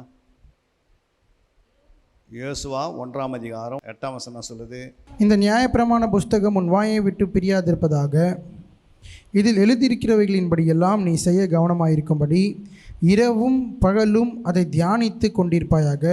அப்பொழுது நீ உன் வழியை வாய்க்க பண்ணுவாய், அப்பொழுது புத்திமானாயும் நடந்து கொள்ளுவாய். அப்போது உன் வழியை வாய்க்க பண்ணுவாய் என்றாரு. எப்போது? இப்போ 9ஆம் வசனம் சொல்லுது, நான் உனக்கு கட்டளையிடவில்லையா? பலங்கொண்டு திடமனதாயிரு, திகையாதே கலங்காதே, நீ போகும் இடமெல்லாம் உன் தேவனாகிய கர்த்தர் உன்னோடே கூட இருக்கிறார் என்றார். அப்போ யாரோடு கூட இருப்பார் ஆண்டவரே? இரவு பகலும் தியானம் பண்ணுகிற மனுஷனாக தான் ஆண்டவர் இருப்பார். புரியுங்களா? அப்போ தியானம் சொல்லிவிட்டு இரவு பகலாம் நான் உங்களோட கூட இருக்கிறேன் அப்படின்னா எப்போ இருப்பாருன்னா, நீ தியானம் பண்ணாத இந்த வருஷம் 9ஆம் வசனம் வச்சு நான் வாக்குத்தத்தமாக எடுத்துக்கினேன். 9ஆம் வசனம் தான் சொல்லுது, நான் உனக்கு கட்டளையிடவில்லையா? நான் உனக்கு கட்டளையிடவில்லையா? பலங்கொண்டு திடமனதாயிரு, திகையாதே கலங்காதே, நீ போகும் இடமெல்லாம் உன் தேவனாகிய கர்த்தர் உன்னோடு கூட இருக்கிறார் என்றார். அப்போ பலங்கொண்டு திடமனதாய் இரு, கலங்காதே திகையாதே. எப்போ கலங்குறாங்க, எப்போ திகைக்கிறாங்க, எப்போ பலவீனமாக இருக்கிறாங்க, அதை தியானிக்காத மொத்தம் இருப்பாங்க. ஆனால் அந்த வசனத்தை வச்சு நம்ம வாக்கு தத்துவமாக சுதந்திரத்தா கூட நம்ம 8ஆம் வசனத்தை ஃபாலோ பண்ணலன்னா என்ன நடக்கும்? வழி வாழ்க்கை பண்ணுவாரா? நான் உனக்கு சொன்னேன், நீ இரவு பகலை இதை தியானம் பண்ணி கொண்டு இரு, அப்போ உன் வழியை வாக்கிய பண்ணுவாயின்ட்டார். அப்போ தியானம் எவ்வளோ முக்கியம்? வசனத்தை எடுத்து சிந்தித்தா தான் என்ன பண்ண கனி உருவாகுது. வசனத்தை ஆராய்ந்தால் தான் ஞானம் உருவாகும், அறிவு உருவாகும், புத்தி உருவாகும். அப்போ நம்ம இதெல்லாம் செய்யாமல் ஆண்டவர் சொல்கிறாரு, குடியில் போகிறதுக்கு முன்னாடி என்ன பண்ணிக்கோ, நீ தியானம் பண்ணுற. அப்போ குடிக்கும் தியானத்துக்கும் அவர் எழுதி வச்சுருக்கிறான்னா ஒரு அர்த்தம் இருக்குதுல்ல. ஆண்டவர் ஒவ்வொரு வசனங்களுக்கு என்ன இருக்குது? அர்த்தம் இல்லாத எழுத மாட்டார் ஆண்டவர். எல்லாத்துக்குமே வசனத்தில் அர்த்தம் இருக்குது. ஆனால் எந்த வசனத்துக்கும் பதில் இல்லைன்னு சொல்லவே இல்லை ஆண்டவர். எல்லாத்துக்கும் ஜோடிகள் இருக்கிறது. எந்த வசனத்துக்கு பதில் கொடுக்குது. புரியுங்களா? நீங்கள் எடுத்து பாருங்கள், குழின்னு போட்டு பாருங்கள், குழிக்கு பக்கத்தில் என்னென்ன வருதுன்னு கண்டுபிடிச்சி நீங்களே அந்த ஆராய்ந்து பார்த்து அதை விட கண்டுபிடிப்பீங்க. ஆனால் நம்மளாம் என்ன பண்ணலாம்? ஆராய்ந்து பார்க்கவே ஆராய்ந்து பார்க்கறதுக்கு என்ன இல்லை? டைம் இல்லை. தியானம் பண்ணுறதுக்கு என்ன இல்லை? அதுக்கும் டைம் இல்லை. அப்போனா அப்போ ஆண்டவர் சொன்ன அந்த வசனத்துக்கு அவர் சொன்னபடி நம்ம வாழ்ந்தால் தான் அவர் பரலோகத்தில் இடம் வச்சுருப்பார். இப்போ அவர் சொன்னதெல்லாம் நம்ம செய்யாமல், அவர் சொன்னதில் நம்ம செய்யாமல் நம்ம ஒன்று ஏதோ ஒரு மனுஷனுடைய ஞானத்தை வச்சுன்னு உலகத்தில் செய்திருந்தால் கூட பரலோகத்தில் போக முடியாது. போக முடியுமா? அவர் சொன்னார், நீங்கள் புறப்பட்டு போய் சகல ஜாதிகளை என்ன பண்ணு, சீசராக்குனார். சகல ஜாதிகளை சீசராக்கி அப்புறம் என்ன பண்ணுங்க, அவர்களுக்கு என்ன பண்ணுங்க, அதான் சகல ஜாதியும் சீசராக்கி பிதா குமாரன் பரிசுத்தாவிலாம் ஞானஸ்தானம் கொடுத்து அவர்களுக்கு நீங்கள் உபதேசம் பண்ணுங்கள். உலகத்தின் முடிவு வரைக்கும் யார் கூட இருப்பேன்? அதான் யார் கூட? யார் சீசன் ஆக்கி அவங்கள ஞானஸ்தானம் கொடுத்தாங்களோ அவர் கூட தான் இயேசு இருப்பார். புரியுங்களா? அந்த சீசனை உருவாக்கலை, ஒன்று. ரெண்டாவது, அவங்களுக்கு சீசனை உருவாக்கி ஞானஸ்தானம் கொடுக்கல, 2. மூணாவது, அவங்களுக்கு உபதேசிக்கலை. 4வது, நான் உங்களோட கூட இருப்பேன், நான் உலகத்தின் முடிவு இருப்பாரா? நீங்கள் சொல்கிறீங்க உங்கள் பிள்ளைங்களுக்கு நான் சொல்கிற மாதிரிலாம் போய் செய்வா அப்படின்ட்டு, எதுவுமே செய்யாத நீங்கள் ஃபோன் பண்ணி கேட்குறீங்க, நான் சொன்னதெல்லாம் செய்தியாப்பானா இப்போ தான் தூங்கினுக்கிறேன் அப்படின்னா என்ன அர்த்தம்? சரி போங்க, ஓகேப்பா, நாளைக்கு கிளி செய்துரு அப்படின்றீங்க. நாளைக்கு காலைல பார்த்தாலும் செய்யலை, அப்போ என்ன பண்ணுவீங்க? உங்கள் எண்ணெல்லாம் கொஞ்சம் கொஞ்சமாக என்ன பண்ணோம்? நான் சொல்கிறதே வேஸ்ட்டு தான் அவனுக்கு அப்படின்றீங்க இல்லை. அப்போ ஆண்டவர் என்ன சொல்கிறாரு? நீங்கள் புறப்பட்டு போய் சகல ஜாதிகளையும் சீசராக்குன்னு யார் சொன்னது? இயேசு சொன்னார். புரியுங்களா? இயேசு அப்படி சொல்லிட்டா அதை தான் என்ன பண்ணணும், கடைப்பிடிக்கணும். யார் அன்றைக்கி யார்கிட்ட சொன்னார்? நீங்கள் புறப்பட்டு போய் சகல ஜாதி சீசராக்குன்னு அப்போஸ்தலர்கிட்ட ஊழியர்கிட்ட சொல்கிறாரு. அப்போது அதே ஊழியக்காரர் இன்றைக்கி இருக்கிறாங்க. அவங்க ஏன் செய்ய மாட்டேன்றாங்க அந்த வேலையை? அவருடைய கட்டளை என்ன? முதல் பிரதான கட்டளையே சீசரை உருவாக்கணும் தான். சீசரை உருவாக்காமல் நம்ம அதை செயல்படாத இருந்தால் அப்போ ஆண்டவர் கேள்வி கேட்பாரு, கேட்க மாட்டார். ஒரு நாள் நான் ஒன்று சொன்னால் நீங்கள் ஒன்று செய்யணுங்கிறேன்னு கேட்பார். இன்றைக்கி சபையில் இருக்கிறவங்களாம் சீசராக இருந்தால் சபை எப்படி இருக்கும்? வந்திருப்பாங்களே, ஏன் அவங்கள பார்க்குறாங்க அப்படின்னா நம்மளாலே ஆள் போய் நின்றுக்கிடுது. உலக மக்கள் பார்க்குறாங்களே இல்லையோ, யார் பார்க்குறாங்க? கர்த்தருக்குள்ளே இருக்கிறவங்க கூட ஓடி போய் என்ன பண்ணுறோம்? அதை அறியாமல் செய்கிறதுக்கு நம்ம உருவாக்கலையே. அப்போ உருவாக்காதனால என்ன உண்டாகுது? சர்ச்சை இருக்குது, சர்ச்சுக்குள்ளே எல்லாமே இருக்கிறாங்க. ஆனால் ஆண்டவர் சொன்ன காரியம் தான் அங்கே என்ன பண்ணல, ஆண்டவர் சொன்ன காரியம் தான் அங்கே நிறைவேறலை. புரியுங்களா? இரவும் பகலும் இது தியானம் பண்ணி கொண்டே இருன்னு அப்படின்னு ஆண்டவர் சொன்னவர் யாருக்கு? தாவீதுக்கு சொன்னார், ஈசாக்கு சொன்னார், இயேசுவாக்கு சொன்னார். இவங்களாம் இரவும் பகலும் அதை தியானம் பண்ணதுனால தான் என் இருதயத்துக்கு ஏற்றவன்னு எழுதுகிறார் ஆண்டவர். அப்போ ஆண்டவர் ஒன்று சொல்கிறாருன்னா அது ஏன் சொல்கிறாருன்னு நம்ம என்ன பண்ணோம்? நம்மளே நினச்சி யோசித்து பார்க்கணும். ஆண்டவர் சொன்ன காரியத்தை நான் செய்யலையே, அப்போ நான் எதுக்கு இந்த உலகத்தில் வந்து ரட்சிக்கப்பட்டேன்? ஆண்டவர் ஏன் என்னை ரட்சித்தார் அப்படின்னா, ரட்சிக்கிறவர் எபேசியர் 2:8 படி நம்மளை என்ன பண்ணிட்டார்? கிருபையினாலே ரட்சித்தார். எபேசியர் 2:8 படி கிருபையினாலே நம்மை ரட்சித்தார் ஆண்டவர். வாசிங்க. கிருபையினாலே விசுவாசத்தை கொண்டு ரட்சிக்கப்பட்டீர்கள், இது உங்களால் உண்டானதல்ல, இது தேவனுடைய ஈவு. அப்போ கிருபையினாலே விசுவாசத்தை கொண்டு தேவன் நம்ம என்ன பண்ணிட்டாரு? ரட்சித்து, இது உங்களுடையது அல்ல, இது தேவனுடைய ஈவுன்றார். அப்போ ஆண்டவர் தான் நம்மளை ரட்சித்து எங்கே உட்கார வச்சிட்டாரு? அப்போஸ் 2:47 படி ரட்சிக்கப்பட்டவர்களை கர்த்தர் என்ன பண்ணுறாரு? அப்போ யார்? அந்த கிருபினால் ரட்சிக்கப்பட்டவர்களை, கிருபினால் யாரெல்லாம் ரட்சிக்கப்பட்டாங்களோ அவங்களை கொண்டு வந்து எங்கே சேர்க்குறாரு? வாசிங்க. 2:47. தேவனை துதித்து ஜனங்கள் எல்லாரிடத்திலும் தயவு பெற்றிருந்தார்கள், ரட்சிக்கப்படுகிறவர்களை கர்த்தர் அனுதினமும் சபையிலே சேர்த்து கொண்டு வந்தார். அப்போ ரட்சிக்கப்படுகிறவர்களை என்ன பண்ணுறார் ஆண்டவரே? சபைக்குள்ளே வந்து சேர்க்கிறாரு. ரட்சிக்கப்படுகிறவர்களை கர்த்தர் சபையில் கொண்டு வந்து அவரே சேர்க்கிறாரு. யாரும் என்ன பண்ணுறதில்ல. ஒரு சர்ச்சுக்கு நம்ம போகிறோன்னா அவங்க எதுக்கு போனாங்க அப்படின்னா, அவங்க ஏற்கனவே என்ன ஆயிடுச்சு? ஆண்டவர் தான் அவங்கள ரட்சித்தார். விசுவாசத்தை கொண்டு, கிருபையை கொண்டு, விசுவாசத்தில் நம்ம ரட்சிக்கப்படுகிறோம். கர்த்தர் நம்மை கொண்டு வந்து எங்கே சேர்த்துட்டாரு? ஆலயத்தில் சேர்த்து விட்டார். இப்போ தேவனுடைய ஆலயத்தில் வந்த பிறகு இப்போ ஆலயத்திற்குலாம் என்ன ஆகணும்? ஆலயத்துக்கு வந்துட்டோம். இப்போ ஆலயத்தில் என்ன செய்யணும்? அடுத்த வேலை எல்லாரையும் சீசராக உருவாக்கணும். இது யார் சொன்னதுன்னா இயேசு சொல்கிறாரு. புரியுங்களா? அப்போ இயேசு என்ன சொல்லிட்டு போனார்? நீங்கள் புறப்பட்டு போய் சகல ஜாதிகளையும் சீசராக்கு. அதே அப்போஸ்தலர் 11:26. அவர்கள் 1 வருஷம் காலமாய் சபையோருடைய கூடியிருந்து அநேக ஜனங்களுக்கு உபதேசம் பண்ணினார்கள். முதல் அந்தியோவிலே சீஷர்களுக்கு கிறிஸ்துவர்கள் என்கிற பேர் வழங்கிற்று. அப்போ இங்கே என்ன சொல்கிறார்? அவர் 1 வருஷ காலம் சபையோடு கூடியிருந்து, அப்போ ஒரு சபையில் வந்து 1 வருஷம் கூடி இருக்கிறாங்க ஜனங்க. இப்போ நம்ம 1 வருஷம் கூடி இருக்க முடியுமா? முடியுமாம்மா? 1 வருஷம் சர்ச்சில் இருக்குன்னா இருக்க முடியாது. ஆனால் ஒரு 3 மணி நேரம்னா என்ன பண்ண வந்து இருக்குன்னா இருக்க முடியல. மாதத்துக்கு ஒரு 3 மணி நேரம், மாதத்துக்கு ஒரு 3 மணி நேரம் இருந்தாவே உருவாக முடியுமா? முடியாதா? இப்போ அந்த மாதத்துக்கு டெய்லி நீங்கள் மாதம் ஃபுல்லாக 1 வருஷம் ஃபுல்லாக இருந்தால் கூட இருக்க முடியல. ஆனால் மாதத்துக்கு ஒரு 3 மணி நேரம் இருந்து அதை கற்றுக்கொள்ளத்துக்கு ஏன் முடியல? பாருங்கள், அவர்கள் 1 வருஷ காலமாக சபையோடு கூடியிருந்து அநேக ஜனங்களுக்கு உபதேசம் பண்ணினார்கள். முதல் அந்தியோகியாவிலே சீசர்களுக்கு கிறிஸ்தவர்கள் என்று என்கிற பெயர் வழங்கிற்று. கிறிஸ்துனா என்ன? மேசியா. கிறிஸ்துனா என்ன? மேசியா. ரெண்டாவது என்ன சொல்லுவாங்க? கிறிஸ்து என்றால் மேசியா, மேசியா என்றால் அபிஷேகம் பண்ணப்பட்டவர். அப்போ கிறிஸ்தவர்கள்லாம் எல்லாமே அபிஷேகம் பண்ணப்பட்டவர்களாக மாறிடணும். நம்ம எல்லாம் யாரை மாறுறோம்? அபிஷேகம் பண்ணப்பட்டவர்களாக. அப்போது முதல் அந்தியாகவிலே சீசர்களுக்கு தான் என்ன பண்ணியிருக்கிறார் ஆண்டவர். ஆனால் அந்த சீசர்களுக்கு ஒரு வருடம் காலமாக என்ன பண்ணுறாங்க? உபதேசம் பண்ணினே இருக்கிறாங்க. உபதேசிக்க ஆண்டவருடைய கட்டளைகளை கை கொள்ளும்படிக்கு உபதேசிக்க அவர்கள் எல்லாம் சீசரால் உருவாக்கப்படுறாங்க.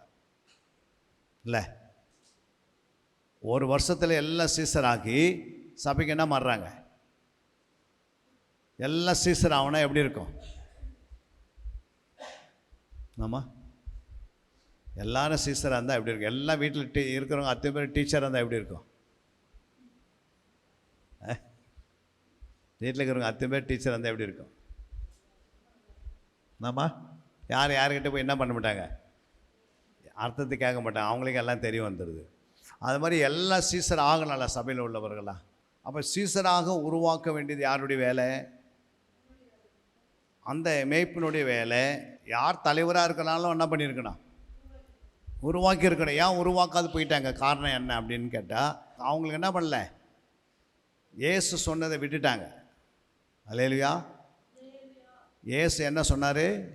நீங்கள் புறப்பட்டு போய் சகல ஜாதிகளையும் சீசராக்கி சொன்னதை அவங்க என்ன நினச்சிட்டாங்கன்னா, இந்த வசனம் யாருக்கு சொன்னாங்க? அப்போஸ்தலருக்கு தான் சொல்லிக்கிறாரு, எங்களுக்கு யாருக்கும் சொல்ல அப்படின்னு சொல்லிட்டு, புரியுங்களா? எனக்கு சொல்லப்பா, இந்த வசனம் யாருக்கு சொல்லிட்டாரு? அப்போஸ்தலருக்கு சொல்லப்பட்டுக்குது, நான் அப்போஸ்தலன் கிடையாது, அதனால் நான் அந்த வேலையை செய்ய முடியாது. அப்படி எல்லாமே என்ன பண்ணிட்டாங்க? அவருடைய வார்த்தையை நிராகரித்தாங்க. இல்லை, அந்த வார்த்தைக்கு என்ன பண்ணல? செவி கொடுக்கலை. இல்லை, அந்த வார்த்தையை கை கொள்ளலை. அந்த வார்த்தைக்கு இடம் கொடுக்காமல் ஜனங்களை என்ன பண்ணிட்டாங்க? உட்கார வச்சு ஏதோ ஒரு 10 நிமிஷம் 20 நிமிஷம் 1 மணி நேரம் ஒரு மெசேஜ் கொடுத்துட்டு, அப்புறம் அந்த மெசேஜில் என்ன பண்ண முடியல? என்ன சொன்னாங்கன்னு கேட்டால் மறுநாள் என்ன பண்ண முடியல? சண்டே கேட்ட மெசேஜ் மண்டே கேட்டால் என்ன பண்ண முடியல? சொல்ல முடியல. அதுக்கு என்ன காரணம்? அதை தியானிக்கலை. கேட்ட மெசேஜே என்ன பண்ணல? அவங்க நோட்ஸ் எடுக்கலை. எடுத்தால் அது என்ன செய்யலை? அது போய் வீட்டில் பார்க்கலை. குடும்ப ஜபத்தில் அது குறித்து என்ன பண்ணல? தியானிக்கலை. அப்படி ஒரு கிறிஸ்துக்குள்ளே ரட்சிக்கப்பட்டவங்க ஆண்டவர் நம்ம விலை கொடுத்து வாங்கிட்டார். ரத்தம் சிந்தி நம்மளை என்ன பண்ணிட்டாரு? பாவத்திலேருந்து மீட்டு எடுத்து நம்ம அவருடைய கண்மணியில் மேலே உட்கார வச்சு நம்மளை அழகு பார்த்துன்னுக்கிறாரு. நம்ம என்ன பண்ணோம்? கண்மணியில் மேலே உட்காந்துட்டு அவருடைய வேலையை என்ன பண்ண முடியல? அவர் சொன்ன சீசர் உருவாகினா சீசர் உருவாகலை. அப்போ இயேசு நம்மளை ரட்சித்ததுக்கு அர்த்தமே இல்லாத போயிடுச்சுல. அதனால் அந்த பாதாளம் உம்மை துதியாது. குடியில் இறங்குறவர்கள் இப்படி வேதத்தை தியானிப்பதில்லை. அப்போ மரணத்தில் இருக்கிறவங்க என்ன பண்ண முடியாது? கொஞ்ச நேரம் ஆண்டவர் போற்ற முடியுமா? அவங்களால வாயை திறக்க முடியாது, பர்த்தனை எடுக்கிறாங்க. வாயே திறக்க முடியல. ஹாஸ்பிட்டலில் மரணத்துக்கு போராடுறாரு. அவர்கிட்ட போய் நீங்கள் கொஞ்ச நேரம் ஆண்டவர் போற்றி புகழன்னா போக முடியுமா? அப்போ அந்த இடத்துக்கு நீ போகிறதுக்கு முன்னாடி என்ன பண்ணிவிட ஆண்டவர்? நல்லா ஹாஸ்பிட்டலில் போய் வாயை திறக்க முடியாத நாட்கள் வரத்துக்கு முன்னாடியே என்ன பண்ணிடணும்? வாயை திறந்து நல்லா ஆண்டவர் போற்றணும்.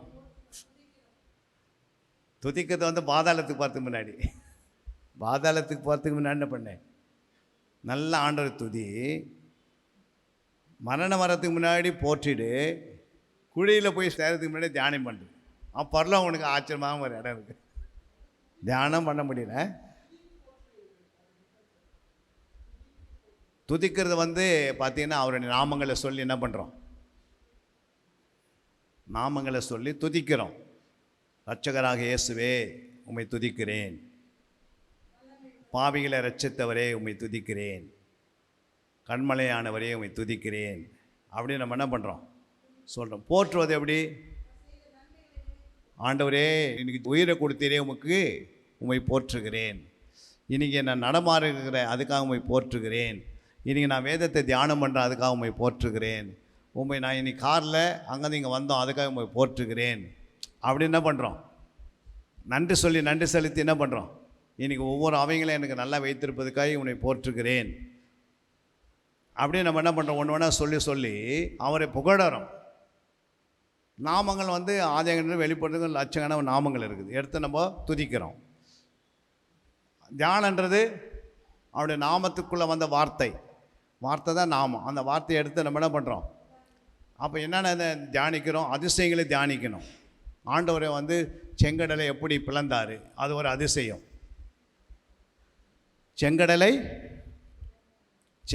பிளந்தார், அது என்னது?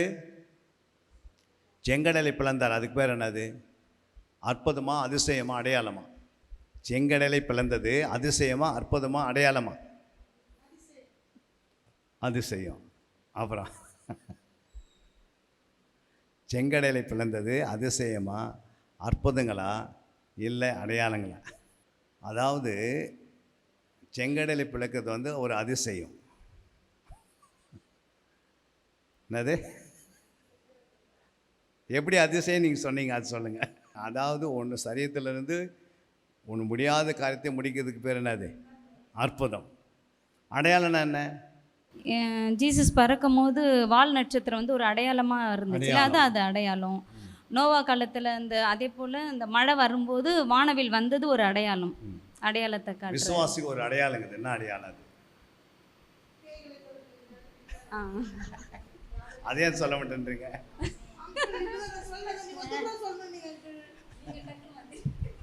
மார்க்கில் இருக்கு 16ஆம் அதிகாரம், விசுவாசிகளுக்கான அடையாளங்கள், நோய்களை குணப்படுத்துவார்கள்.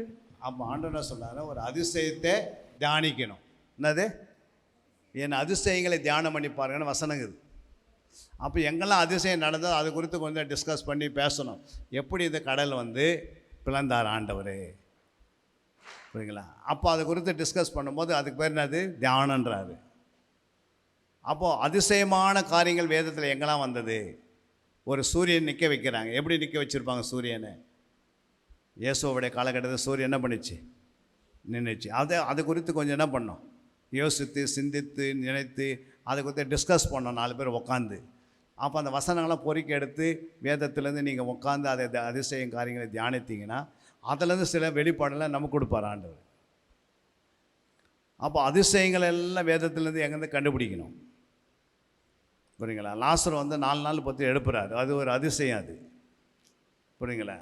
ஏன்னா யூதர்களுக்கு என்னென்னா 3 நாள் தான் ஒரு ஆத்மா அங்கே இருக்குன்னு ஒரு எண்ணம், 4ஆவது நாள் இருக்காது. அப்போ அந்த அவங்களுடைய எண்ணங்களை கூட என்ன பண்ணுறாரு ஆண்டவர்? போக்கடிக்கிறாரு. ஏன்னா 3 நாள் தான் அந்த ஆத்மா அங்கே இருக்குமா, 4ஆவது நாள் இருக்காது. அவர் எழுப்ப முடியாதுன்னு இவங்க சேலஞ்சாக இருக்கிறாங்க. ஆனால் ஆண்டவர் பாருங்கள் 4 நாள் பற்றி கூட ஒரு ஆத்மாவை எழுப்புறாரு. அப்போ ஒரு அதிசயம் தானே அது. மரித்தோர்களை எழுப்பதும் ஒரு அதிசயம். அன்பிற்குரியவர்களே, சத்திய வேத ஆராய்ச்சி வித்தியாசாலை தரிசன ஊழியம் 1. வடமாநிலத்தில் 300 திருச்சபைகளை உருவாக்குதல். 2. மாதம் ஒருமுறை எழுப்புதல் உருவாக்கும் எழுப்புதல் கூட்டம். 3. ஊழியர்கள், சபை தலைவர்கள், சுவிசேஷர்களுக்கென கருத்தரங்கு, அதாவது சத்திய வேத ஆராய்ச்சி நேரம். 4. டிவி ஊழியம். 5. பத்திரிகை ஊழியம். 6. சிடி டிவிடி ஊழியம். 7. பவர் கேம்ப் அக்னி அபிஷேக முகாம். 8. உபதேச ஆராய்ச்சி கருத்தரங்கு ஊழியம். 9. நலிந்த குழந்தைகள் இல்லம். 10. 24 மணி நேர ஜெப மையம். 11. சத்திய தேவ ஆராய்ச்சி கல்லூரி. 12. சிறுவர்கள் உருவாக்கும் ஊழியம். 13. மருத்துவ முகாம். 14. ஜெயில் ஊழியம். 15. கைப்பிரதி ஊழியம். 16. கிராம ஊழியம். 17. மிஷனரியை உருவாக்கும் ஊழியம். 18. நன்றி துதி ஆராதனை கூட்டங்கள். 19. சமூக நலப்பணிகள் ஊழியம். 20. இன்டர்நெட் மூலமாக ஆன்லைன் படிப்புகள். இது விரைவில் வரவிருக்கின்றது. 21. தேவனுடைய வருகைக்கு ஆயத்தப்படுத்துதல். இதனுடைய நோக்கங்கள்: 1 கோடி சீடர்கள் உருவாகுதல், 1 கோடி ஜாமக்காரர்கள் உருவாகுதல், 1 கோடி யுத்த வீரர்கள் உருவாகுதல், 1 கோடி ஊழியர்கள் உருவாகுதல். தரிசனத்தை அவன் கண்டபோது அவர்களுக்கு சுவிசேஷத்தை அறிவிக்கும்படி கர்த்தர் எங்களை அழைத்தார். புறப்பட்டு போக பிரயத்தனம் பண்ணி. அப்போஸ்தலர் நடபடிகள் 16:10.